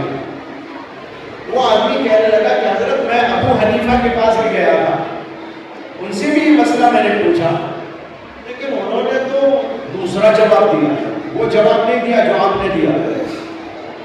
امام ابو حنیفہ شاگرد ہے, امام شعبی استاد ہے ان کے. انہوں نے کہا اچھا ایسا انہوں نے جواب دیا, ٹھیک ہے وہ جب آئیں گے تو میں پوچھوں گا. وہ آدمی چلا گیا. اس کے بعد جب ابو حنیفہ رحمۃ اللہ علیہ اپنے استاد کی خدمت میں حاضر ہوئے تو امام شعبی نے ان سے پوچھا, ارے بھائی ایک آدمی آیا تھا, اس نے مسئلہ پوچھا اور یہ بھی بتایا کہ آپ سے بھی اس نے مسئلہ پوچھا اور آپ نے اس کا یہ جواب دیا. انہوں نے کہا جی حضرت میرے پاس آیا تھا وہ آدمی, میں نے جواب سے دیا. تو امام شافعی نے کہا کہ یہ جواب تم نے کہاں سے نکالا, یعنی اس کی دلیل کیا ہے, کون سی دلیل سے تم نے یہ مسئلہ نکالا؟ تو امام ابو حنیفہ کہنے لگے اخذتہ بما قد حدثتنا یا شیخ عن فلان عن فلان عن فلان عن فلان عن فلان قال رسول اللہ صلی اللہ علیہ وسلم. یعنی یوں کہا کہ حضرت میں نے یہ مسئلہ اس حدیث سے نکالا ہے جو خود آپ نے میرے سے بیان کیا تھا, اور آپ سے آپ کے فلاں استاد نے بیان کیا تھا, اور ان سے ان کے فلاں استاد نے بیان کیا تھا, ان سے فلاں صحابی نے بیان کیا تھا, ان سے رسول اللہ نے بیان کیا تھا, اس حدیث سے میں نے نکالا. امام شافعی دم رہے تھے, کہنے لگے اٹھو, یہ حدیث جو تم بیان کر رہے ہو واقعی میں نے بیان کی تھی, اور یہ حدیث میں اس وقت سے جانتا ہوں جب سے کہ تمہارے ماں باپ کا ملن بھی نہیں ہوا, یعنی شادی بھی نہیں ہوئی. جب ان کی شادی بھی نہیں ہوئی تو تمہارا کیا وجود, تم دنیا میں آئے ہی نہیں تھے. اس وقت سے میں حدیث جانتا ہوں, لیکن کبھی میرا ذہن اس مسئلے کی طرف اس حدیث میں نہیں گیا جو تمہارا چلا گیا. یہ ہے فقہا. اسی موقع پر حضرت امام شافعی نے جملہ استعمال کیا, تاریخی جملہ بن گیا. انہوں نے کہا نحن السیادہ وانتم الاطباء. انہوں نے کہا بھئی ہماری مثال تو ایسی ہے جیسے کیمسٹ کی دکان میں دوائیاں سجا کے آدمی بیٹھا ہے, ہزاروں دوائیوں کی دکان ہے, لیکن کیمسٹ کی دکان میں بیٹھنے والے کو کیا خبر کون سی دوا میں کیا ہے. ہماری مثال تو ایسی ہے, حدیثوں کا ذخیرہ تو ہمارے پاس میں ہے, لیکن کون سی حدیث میں کیا مسئلہ ہے, کون سی حدیث میں کیا نکتہ ہے, کون سی حدیث میں کیا اسرار ہے, کیا حقائق و معارف ہے, یہ تو تم جانتے ہو. تمہاری مثال ڈاکٹر جیسی ہے, ہماری مثال دوائیوں والے آدمی کی طرح ہے. واقعی عجیب و غریب جواب دیا ہو, جملہ استعمال فرمایا. تو بھائی اچھا مجھے ایک بات اور یاد آ گئی. ایک امام گزرے ہیں, ان کا نام ہے امام قطانی رحمۃ اللہ علیہ. قطانی, انہوں نے ایک چھوٹی سی حدیث سے 400 مسئلے نکالے. ایک چھوٹی حدیث اور وہ بخاری میں موجود ہے, اس سے انہوں نے 400 مسئلے نکالے. حدیث کیا میں آپ کو سنا تو تعجب میں پڑ جائیں گے آپ. حدیث یہ ہے کہ حضرت انس بن مالک رضی اللہ عنہ کہتے ہیں کہ اللہ کے نبی علیہ السلام ہمارے گھر آیا جایا کرتے تھے.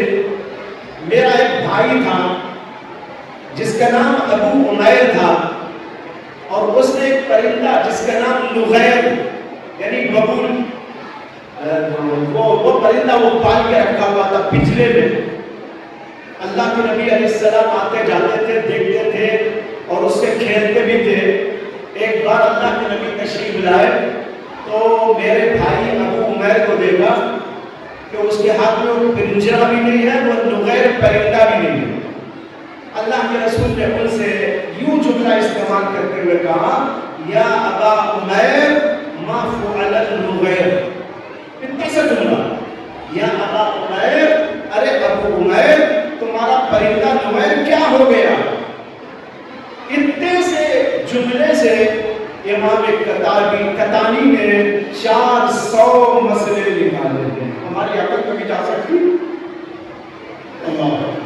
بہرحال میں آپ کو بتایا رہا تھا تاکہ ہمارے دل میں بزرگوں کی عظمت آ جائے.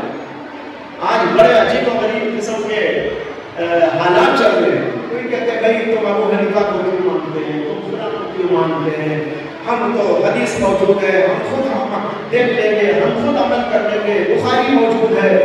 لیکن بھائیوں بخاری تو موجود ہے, قرآن بھی موجود ہے, لیکن تمہارے پاس وہ عقل موجود نہیں ہے جو عقل ابو حنیفہ کو اللہ نے دی تھی, جو تفقہ کا مادہ امام شافعی کو دیا تھا, جو تفقہ کی اور بصیرت کی بات اللہ نے امام احمد کو عطا کی تھی، جو امام بخاری کو عطا کی تھی، یہ ہم کے پاس نہیں ہے، اس لیے ہمیں ان کی تقلید کرنی پڑتی ہے۔ بہرحال بات لمبی ہو جائے گی، میں اختصار ہی کو پیش نظر رکھ کے چل رہا ہوں۔ تو ایک بات یہ عرض کرنی تھی کہ امام بخاری نے اس حدیث سے جو مسئلہ نکالا وہ کیا ہے کہ یہاں اللہ کے نبی کہتے ہیں ثقیلتان فی المیزان۔ اس سے معلوم ہو گیا ترازو بھی ہے، ترازو میں اعمال کا تولا جاننا بھی ہے۔ دوسری بات یہ ہے کہ اس حدیث پاک میں یہ اللہ کے نبی صلی اللہ علیہ وسلم نے فرمایا دو کلمے ہیں اللہ کو بہت محبوب۔ جو بچے پڑھ رہی ہیں وہ غور کریں، یہاں لفظ آیا کلمتان حبیبتان الی الرحمن۔ حبیب کے معنی ہم محبوب کے ہیں، یعنی اللہ کو دو کلمے پسند ہیں، بڑے محبوب ہیں، بڑے پسندیدہ ہیں۔ تو حبیب بمعنی محبوب۔ دوسری بات یہ سمجھنے کی ہے کہ کلمتان کا لفظ آیا، آپ نے ابن حجر کی کافیہ اگر پڑھی ہو تو اس میں، یا اگر آپ نے ہدایت النحو پڑھی ہو تو اس میں کلمے کی تعریف پڑھی ہوگی، ہر کلمۃ لفظ وزیا ایمان مفرد۔ لیکن یہاں ذہن میں وہ رکھ کر نہ سمجھنے کی کوشش کریں، یہاں کلمے کے بارے میں وہ کلمے نہیں جو آپ نے ہدایت النحو میں بھی کافیہ میں پڑھے ہیں۔ یہاں کلمے کے معنی کلام کے ہیں، نحوی اصطلاح میں کلمے کے معنی الگ، کلام کے معنی الگ، لیکن لغت عرب میں کلمہ بمعنی کلام ہوتا ہے۔ کلمۃ ہوا قائلها مرکب، کلمۃ ہوا قائلها جگہ کبرت کلمۃ، کبرت کلمۃ، یہاں کلمہ بمعنی کلام ہے۔ کلام کلمے، کلمہ کلام ہی کو کہتے ہیں، یہاں یہی مراد ہے۔ کلمے یعنی دو جملے ایسے ہیں جو اللہ کو بہت محبوب ہیں، بہت پسندیدہ ہیں۔ پھر کہا خفیفتان علی اللسان، یہ دو کلمے زبان پر ہلکے پھلکے ہیں۔ یہ اس لیے فرمایا کہ کوئی آدمی پہلا جملہ سن کر ڈر نہ جائے کہ اللہ کے نبی کہتے ہیں دو کلام ایسے ہیں، دو جملے ایسے ہیں جو اللہ کو بہت محبوب ہے، رحمان کو بہت محبوب ہے۔ اللہ کو جو محبوب ہو کتنے بھاری ہوں گے، ہم شاید پڑھ نہ سکتے ہو، اس کا بوجھ ہم اٹھا نہ سکتے ہو۔ اللہ کے نبی نے کہا ڈرو مت، خفیفتان علی اللسان، پڑھنے میں زبان پر بہت ہلکے پھلکے ہیں، اسے اس کا ورد رکھا کرو، اس کو پڑھا کرو، صبح میں شام میں اس کا ذکر کیا کرو، کہیں ایسا نہ ہو کہ غفلت میں مبتلا ہو جاؤ۔ یہ پسندیدہ کلمات تمہاری زبان پر چلتے پھرتے اٹھتے بیٹھتے جاری رہنا چاہیے۔ ڈرو مت کہ بہت بھاری ہے، بلکہ بہت آسان ہے۔ جب اللہ کے نبی نے کہا خفیفتان علی اللسان، ہو سکتا ہے کسی آدمی کے ذہن میں یہ اشکال پیدا ہو جائے کہ کتنے ہلکے پھلکے تو ثواب بھی شاید ہلکا پھلکا ملتا ہوگا۔ چھوٹے کام کا ثواب چھوٹا، بڑے کام کا ثواب بڑا۔ اب یہ اتنا چھوٹا کام ہلکا پھلکا، سبحان اللہ بحمدہ سبحان اللہ العظیم، چلتے پھرتے اٹھتے بیٹھتے پڑھنا ہے، ہلکے پھلکے ہیں تو شاید ثواب بھی تھوڑا بہت ملنا ہوگا۔ اللہ کے نبی نے کہا نہیں، ثقیلتان فی المیزان، جب ترازو کے پلڑے میں اس کو رکھا جائے گا، تولا جائے گا، بڑا اجر و ثواب ملے گا، اس لیے کہ بڑے بھاری کلمات۔ ایک ہوتا ہے لفظ کے اعتبار سے کسی کا ہلکا پھلکا ہونا، لیکن معنی کے اعتبار سے وہ بھاری ہو سکتا ہے۔ چنانچہ کلمات لفظ کے اعتبار سے تو بڑے ہلکے پھلکے ہیں، لیکن اپنے معانی کے اعتبار سے بڑے زبردست ہیں۔ اب میں آپ کو بتاؤں زبردست کیسے ہیں، یہاں پر غور کیجئے، یہ دو کلموں کا مفہوم کیا ہے، ان کا معنی کیا ہے۔ اس میں اللہ کے نبی کہتے ہیں ایک جملہ ہے سبحان اللہ و بحمدہ اور دوسرا جملہ ہے سبحان اللہ العظیم. تمام بیٹھی ہوئی عورتیں خواتین حضرات اس پر توجہ دیں. پہلا جملہ ہے سبحان اللہ و بحمدہ. سبحان کے معنی آتے ہیں پاکیزگی بیان کرنا. سبحان اللہ کا معنی ہوا میں اللہ کی پاکی بیان کرتا ہوں یا میں اللہ کی پاکی بیان کرتی ہوں. عورت ہے تو کرتی ہوں, مرد ہے تو کرتا ہوں. سبحان اللہ. اس کے پہلے ایک لفظ موجود ہے, بچیاں سمجھیں, سبحت سبحان اللہ. یہ مصدر ہے سبحان اللہ. اس کا معنی کیا ہے؟ پاکی بیان کرنا.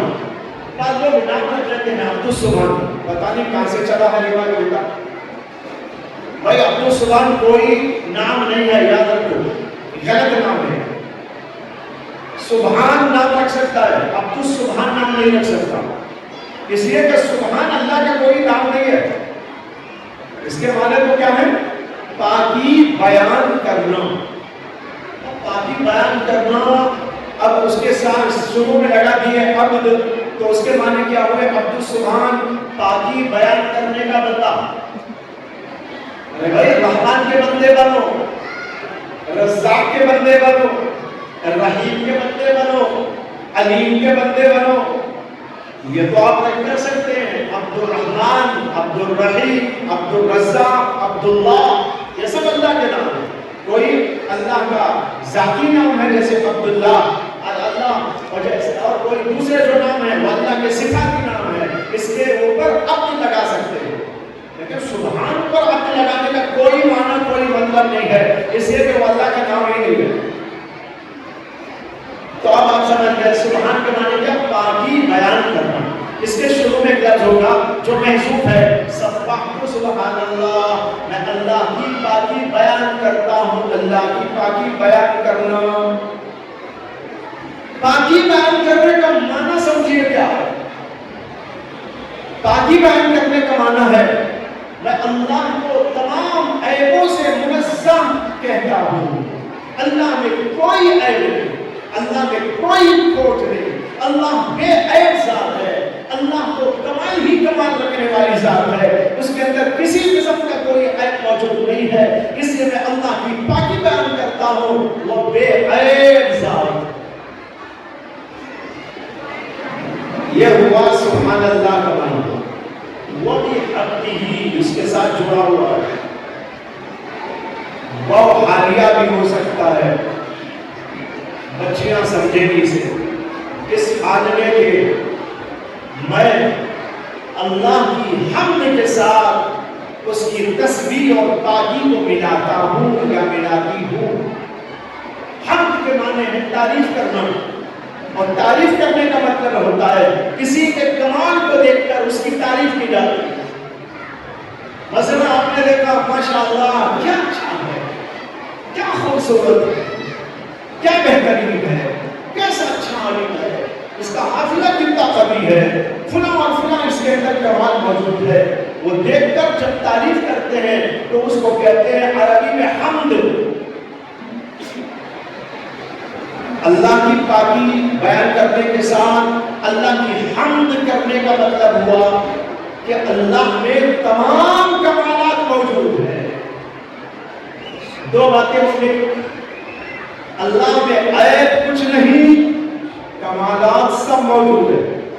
یہ معنی ہوا سبحان اللہ و بحمدہ, میں تسبیح اور پاکی بیان کرتا ہوں اللہ کی کہ اس میں کوئی عیب نہیں, اور بحمدہ لیکن اس کے اندر سارے کمالات ہیں, اس لیے میں اس کی حمد و تعریف بیان کرتا ہوں. اللہ میں کوئی عیب نہیں, کمال پورے کے پورے موجود ہے. جتنا کمال آپ کو دنیا میں کہیں بھی نظر آتا ہو, حسن نظر آتا ہو, جمال نظر آتا ہو, کوئی کمال نظر آتا ہو, کوئی علمی چیز نظر آتی ہو, کوئی اور قسم کا کمال نظر آتا ہو, یہ سارے کا سارا کمال اللہ سے نکل کر دنیا میں آیا. ہمارا کوئی کمال نہیں. سورج اگر حسین ہے, سورج اگر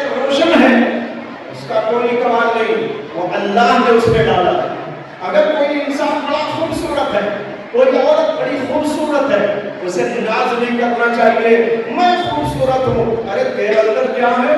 اللہ تیرے اندر وہ نہ رکھتا تو خوبصورت کہاں سے ہو جاتا؟ تو خوبصورت کہاں سے ہو جاتی؟ تیری خوبصورتی اللہ کی عطا کرتا ہے.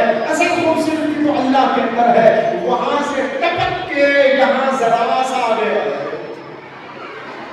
پھول بڑے حسین و خوبصورت ہیں لیکن پھولوں کی کیا مجال کہ وہ خوبصورت بن جاتے؟ اگر ان میں کوئی حسن ہے اس میں خوبصورتی ہے وہ اللہ کی عطا کردہ. لہذا معلوم ہوا سارا کمال جو دنیا میں نظر آ رہا ہے, سارا حسن جو دنیا میں نظر آ رہا ہے, سارا جمال جو دنیا میں نظر آ رہا ہے, سارا علم جو دنیا میں نظر آ رہا ہے, یہ علماء موجود ہیں, یہ سائنٹسٹ موجود ہیں, یہ ڈاکٹرز موجود ہیں, یہ ایکسپرٹس موجود ہیں اور بہت سارے علوم و فنون کے ماہر موجود ہیں. ان سب کو دماغ سے نکال دینا چاہیے کہ ہمارا کمال ہے نہیں اللہ کا کمال ہے. اس نے تمہارے اندر رکھ دیا. تمہارا کیا کمال؟ وہ چھین لے لو تم جاہل ہو. یہ ایسا ہی ہے جیسے ایک جگہ پر ایک بلڈنگ بنی ہوئی بڑی عالیشان, بڑی ہی زبردست, خوبصورت. ایک آدمی وہاں گیا, وہ بلڈنگ کہنے لگی ہے کوئی میرے جیسا, ہے کوئی بلڈنگ میرے جیسی, دیکھ میری خوبصورتی, دیکھ میرا کمال. وہ آدمی کہنے لگا تیرا کیا کمال ہے, تو اینٹ و پتھر ہے. اگر یوں ہی پڑی رہتی لوگ لات مار کے چلے جاتے, لیکن کسی بنانے والے نے ڈیزائننگ کی, کسی سائنٹسٹ نے اس کو جوڑا, کسی معمار اور کسی انجینئر نے تجھ کو جوڑ کر, وہ پتھروں کو جوڑ کر, وہ سیمنٹ کو جوڑ کر, وہ کنکریوں کو جوڑ کر, وہ ٹکڑوں کو جوڑ کر, ادھر ادھر پڑی ہوئی چیزوں کو جوڑ کر تیرے اندر یہ کمال پیدا کیا. کمال اس انجینئر کا ہے, تیرے اندر کوئی کمال نہیں. اسی طرح بھائی ہمارے اندر کوئی کمال ہے تو سوچو ہمارا کمال نہیں, اللہ نے رکھا ہے اس لیے. اگر خدا نہ بناتا تو کہاں سے کمال آ جائے؟ یہ مضمون ہے جو اس میں سمجھایا جا رہا ہے. سبحان اللہ, اللہ میں کوئی عیب نہیں. ساری دنیا میں عیب ہے, سورج میں بھی عیب ہے, چاند میں بھی عیب ہے. ذرا چاند کے اندر گھور کے دیکھو, اس میں بھی ذرا ٹپکا نظر آتا ہے. غور سے کبھی دیکھ لیجئے, اس کے اندر بھی ذرا سا ٹپکا نظر آتا ہے, داغ نظر آتا ہے. اللہ نے سب میں داغ رکھ دیا. ہر انسان عیب دار, ہر مخلوق عیب دار. اگر چلو کوئی بھی عیب نہ ہو تو اس سے بڑا کیا عیب کہ مرنے والے تو ہے ہی, ہے نا بھائی. ہمیشہ تو زندہ رہنے والے تو بڑا خوبصورت ہے, بڑا عالم ہے, بڑا سائنٹسٹ ہے, اور یہ ہے اور وہ ہے, بہت کچھ ہے, لیکن بھائی ایک دن مر جائے گا, سڑ جائے گا, گر جائے گا. یاد رکھو اسے کوئی کمال نہیں, سب سڑنے والے, سب مرنے والے. عبد الملک بن مروان بڑا خوبصورت تھا, بادشاہ تھا. ایک بار وہ تیار ہو کر, سور کر, بن کر اپنے دربار حال میں آیا. اس کی باندھی کھڑی ہوئی تھی. باندھی کو دیکھ کر اس نے کہا کیسا لگ رہا ہوں؟ تو اس نے کہا, دو شعر پڑھے اس نے عربی میں. ان شعروں کا مطلب یہ ہے کہ آپ تو بڑے لاجواب بے مثال ہیں, اگر آپ مرنے والے نہ ہوتے تو. اس نے کہا آپ بڑے بے مثال, بڑے لاجواب ہیں, بشرطے کہ نہ مرتے تو. یہ دل پہ جا کے لگی بات. اس نے دربار فوراً ختم کر دیا, اپنے کمرے کے اندر چلا گیا. دل پر جو چوٹ لگی اس کا بڑا اثر ہوا. آخرت کو یاد کرتا رہا, موت کو یاد کرتا رہا. 5 یا 6 دن کے بعد اس کی موت آتی ہو. تو یہ کہہ رہا ہوں کوئی بھی عیب نہ ہو تو یہی عیب کافی ہے کہ سب مرنے والے ہیں. تو بھائی اس کے اندر یہ عظیم مضمون سمجھایا گیا، دنیا میں نہ جاؤ، آخرت کو اللہ کو دیکھو جس نے پیدا کیا، زمین اس کی، آسمان اس کا، چاند اس کا، سورج اس کا، کمال اس کا، جمال اس کا، سب اس کا، اور تم کو یہاں رکھا گیا ہے۔ اس لیے اپنی کسی کی تعریف میں نہیں، اللہ کی تعریف میں لگے رہو۔ سب عیب دار ہے، ایک اللہ کی ذات ہے جس کے اندر کوئی عیب نہیں۔ یہ مضمون ہے۔ اب بتاؤ بھئی یہ جملے اتنے ہلکے پھلکے، مضمون اتنا زبردست ہے، تو کیا اس زبردست مضمون کے اوپر وہ پورے کا پورا ترازو کا پٹرا اوپر اچھل جائے تو کیا کم ہے؟ اسی اللہ کے نبی نے کہا ثقیلتان فی المیزان، ترازو پہ رکھیں گے تو بس جناب وہ اچھل جائے گا، اتنا زبردست ہے۔ دوسرا جملہ ہے سبحان اللہ العظیم، وہاں بھی وہی سبحان اللہ آیا جس کا بھی میں نے عرض کیا، اس میں اللہ کی صفت عظیم بیان کر دی، وہ ہر عیب سے پاک ہے۔ اللہ کی ذات، میں اس کی تسبیح کرتا ہوں، العظیم جو بلندیوں والا، بڑی عظمتوں والا، بڑی جلالتوں والا ہے، کوئی کمی اور عیب اس کے اندر بالکل نہیں ہے۔ دوسری جملے کے اندر یہ بات کہی گئی ہے، بعض علماء کہتے ہیں کہ اس کے اندر لا الہ الا اللہ کا مفہوم پوشیدہ ہے۔ پہلے جملے میں ہے لا الہ کا مفہوم، دوسرے میں ہے الا اللہ کا مفہوم، کوئی خدا نہیں۔ اس سے کہ کوئی خدا کیسا ہو سکتا ہے؟ سب عیب دار، زمین میں عیب، آسمان میں عیب، چاند میں عیب، انسانوں میں عیب، جانوروں میں عیب، سب میں عیب۔ اسے جو بے وقوف لوگ چاند کی پوجا کر رہے ہیں، سورج کی پوجا میں مشغول ہیں، کوئی خود انسانوں کو خدا بنایا ہے، اس سے بڑے بے وقوف تو وہ ہیں جو مٹی کے پتلوں کی پوجا کرنے والے ہیں۔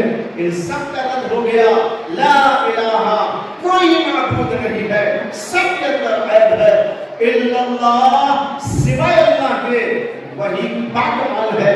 اس لیے اگر کسی کے سامنے تمہارا سر جھک سکتا ہے، عبادت کی جا سکتی ہے، وہ صرف اللہ کی عبادت ہے۔ لا الہ کا مضمون اس کے اندر شمول دیا گیا ہے، اس وجہ سے یہ بڑا عالیشان مضمون ہے، الفاظ ہلکے پھلکے ہیں، معنی اور مطالب کے لحاظ سے یہ بھی میں نے جو عرض کیا بہت اختصار کو سامنے رکھتے ہوئے یہ مضمون عرض کیا گیا ہے۔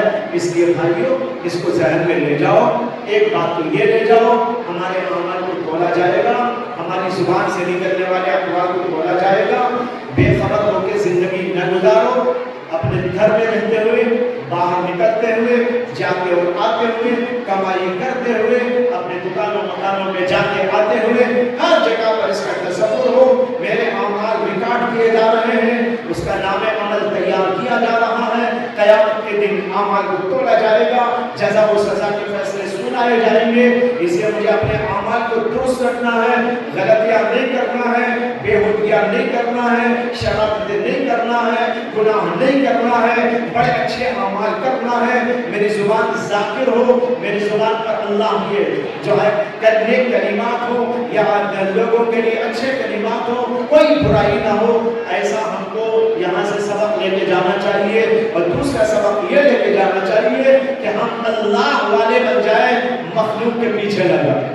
سب عیب دار ہیں، اگر کوئی بے عیب ہے وہ اللہ کی ذات ہے، لہذا ہم توحید پرست بن جائے، ہر قسم کی چیز کو اپنے دل و دماغ سے نکال کر کھرچ کر نکال کر پھینک کر جو ہے یہ مضمون ہم لے کر جائے، اور اللہ سے دعا کرے کہ اللہ تعالیٰ ہماری زندگی کو ٹھیک کر دے اس کتاب کی برکت سے اور اس کے اندر کی احادیث کے مبارکہ کی برکت سے۔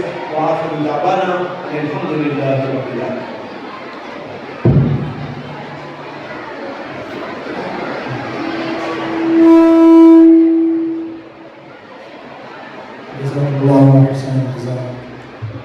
ہم حضرت والا کے بہت ممنون و مشکور ہیں کہ آپ نے اپنے قیمتی اور بصیرت افروز کتاب سے اور درس ختم روحانی سے طالبات کو استفادے کا موقع دیا اور آپ کو سبق پڑھایا، علمی باریکیوں اور گہرائیوں کے ساتھ عوام کی رعایت کرتے ہوئے بڑے دقیق علمی مضامین کو آسان اور سہل انداز میں پیش فرمانا، یہ ہمیں علم کا خاصہ ہوتا ہے، جس سے ہمیں اپنے آپ کو سمجھنا اللہ ہمیں بار بار سے استفادے کی توفیق عطا فرمائے۔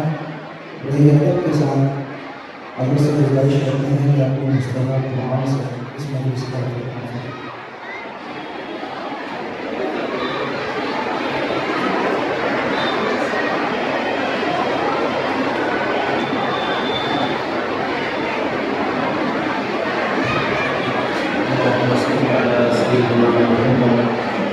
وعلى آل سيدنا مولانا محمد وبارك وسلم. ربنا آتنا في الدنيا حسنة وفي الآخرة حسنة وقنا عذاب النار. ربنا لا تزغ قلوبنا بعد إذ هديتنا وهب لنا من لدنك رحمة إنك أنت الوهاب. ربنا لا تجعلنا فتنة للقوم الظالمين ونجنا برحمتك من القوم الكافرين. اللهم احسن عاقبتنا في الامور كلها واجرنا من خزي الدنيا وعذاب الاخره. توفنا مسلمين والحقنا بالصالحين غير خزايا ولا مفتونين. اے اللہ ہمارے گناہوں کو معاف فرما، ہماری خطاؤں سے درگزر فرما۔ اے اللہ بڑے رحم والے ہیں، بڑے کرم والے ہیں، بڑے بخشنے والے ہیں۔ اے اللہ درگزر کرنے والے ہیں، ہم سب سے درگزر فرما، ہمارے چھوٹے بڑے تمام گناہوں کو معاف فرما۔ اے اللہ محض اپنے فضل سے کرم سے اس درس کو قبول فرما، جو باتیں عرض کی گئی ان کو عمل میں لانے کی توفیق عطا فرما۔ اے اللہ ہم سب کو آخرت کی فکر عطا فرما، آخرت کی تیاری کرنے کے لیے توفیق عطا فرما۔ اے اللہ ہمارے اعمال کو درست فرما۔ اے اللہ ایسے اعمال کرنے کی توفیق عطا فرما جو ہمیں جنت میں لے جانے والے ہیں، ایسے اعمال سے ہماری حفاظت فرما جو ہمیں جہنم کی طرف لے جانے والے ہیں۔ اے اللہ دین کے اوپر استقامت عطا فرما، دین پر چلنے کی توفیق عطا فرما۔ اے اللہ جو بچیاں یہاں سے فارغ ہوتے جا رہی ہیں، اے اللہ ان سب کو استقامت علی الدین عطا فرما، فہم اور بصیرت عطا فرما۔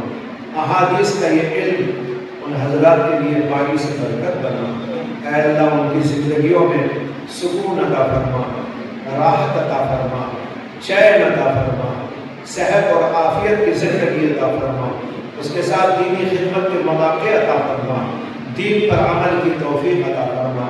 اے اللہ ان ساری بچیوں کو جو بھی فارغ ہونے جا رہی ہے اپنے دین کے کام میں لگے رہنے کی توفیق عطا فرما۔ اے اللہ ہم سب کو بھی دین پر استقامت عطا فرما، بیماروں کو شفائے عاجلہ کاملہ عطا فرما۔ بہت سارے لوگ جو بیماریوں میں مبتلا ہیں، مختلف جگہ پر پریشانیوں میں ہیں، اے اللہ ان کی بیماریوں کو دفع فرما، عافیت نصیب فرما، صحت عطا فرما، پریشان حال لوگوں کی پریشانیوں کو دور فرما، مصیبت زدہ لوگوں کی مصیبتوں کو دور فرما۔ اے اللہ محض اپنے فضل سے کرم سے ہم سب کو جب تک کہ زندگی ہو، اے اللہ ایمان کی، کلمے کی، نیکی کی، تقوی و طہارت کی زندگی عطا فرما۔ اے اللہ موت کے وقت ایمان کی موت سے ہم سب کو مالا مال فرما۔ اے اللہ اس دعا کو ہمارے حق میں اور تمام امت کے حق میں قبول فرما۔ اس مدرسے کو دن دوری رات چودنی ترقیات نصیب فرما۔ اے اللہ تعلیم و تعلم کے سلسلے کو مزید مستحکم فرما، مزید اس کے اندر قوت عطا فرما۔ اے اللہ پڑھنے والوں کو بھی قبول فرما، پڑھنے والوں پڑھانے والوں کو بھی قبول فرما، اس کے محتمم صاحب کو بھی قبول فرما، اس کے ذمہ داروں کو بھی قبول فرما۔ اے اللہ ان کے اندر ایسی ہمت، ایسی طاقت، ایسی صلاحیت، ایسی اللہ استعداد عطا فرما کہ اس علم کو بہترین اسلوب کے ساتھ، بڑے استحکام کے ساتھ اے اللہ آگے لے کر چلتے رہنے کی توفیق عطا فرما۔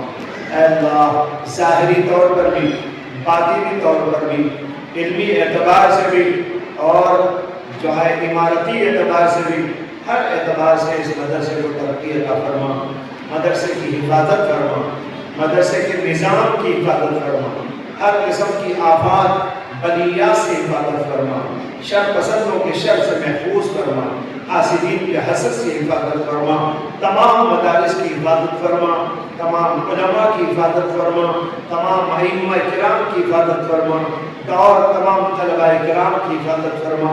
اے اللہ اس علم کو ہمیں پھیلانے کی بھی توفیق عطا فرما۔ اے اللہ امت مسلمہ کے اندر ایسا طبقہ پیدا فرما جو اس علم کو زیادہ سے زیادہ حاصل کر کے امت کے اندر پھیلانے کا کام کر سکے۔ اے اللہ ہماری اس دعا کو محض اپنے فضل سے کرم سے قبولیت عطا فرما۔ سبحان ربک رب العزت عما یصفون وسلام علی المرسلین والحمد للہ رب العالمین۔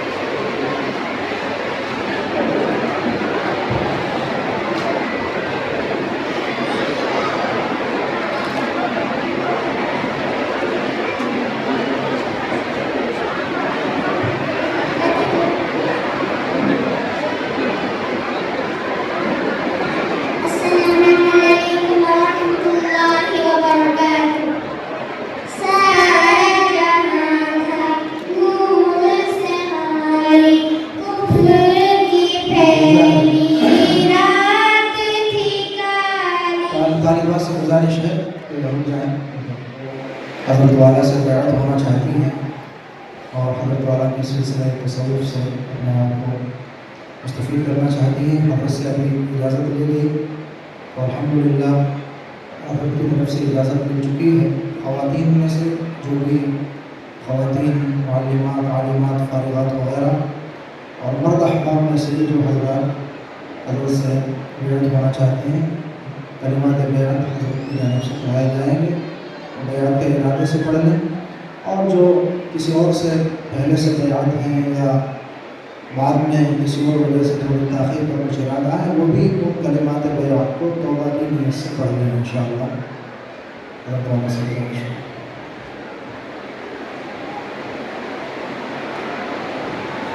بیعت ہونے والے بیعت کی نیت کر لیں، دیگر حضرات توبہ کی نیت سے الفاظ کر سکتے ہیں۔ بسم اللہ الرحمن الرحیم۔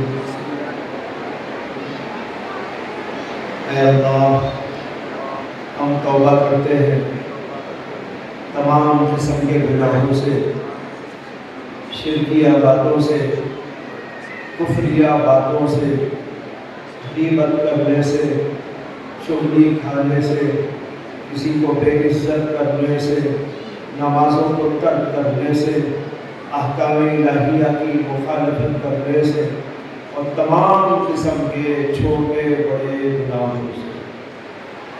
اور ہم عہد کرتے ہیں کہ 5 وقتہ نماز کی پابندی کریں اور رمضان کے روزے رکھیں۔ زکوٰۃ فرض ہوگی تو ادا کریں گے، حج فرض ہوگا تو ادا کریں گے، اللہ کے تمام حقوق ادا کریں گے، اور اللہ نے جو بندوں کے حقوق ہمارے اوپر رکھے ہیں وہ بھی ہم حتی الامکان ادا کرتے رہیں گے۔ اے اللہ ہماری توبہ قبول فرما، ہماری بیعت کو قبول فرما اور ہمیں استقامت عطا فرما، آمین یا رب العالمین۔ مہمان کرام کے اور خصوصاً حضرت والا کے ہم مشکور ہیں۔ اب خواتین کا کچھ اگلا مرحلہ باقی ہے۔ تمام آئے ہوئے مرد احباب سے میں بڑے ہی جو ہے عاجزی کے ساتھ گزارش کرتا ہوں کہ آپ تشریف لے جائیں اور مدرسے کے حق میں دعا فرمائیں۔ خواتین کا کچھ جو ہے اجلاس کا مرحلہ باقی ہے وہ پورا کر لیں گے۔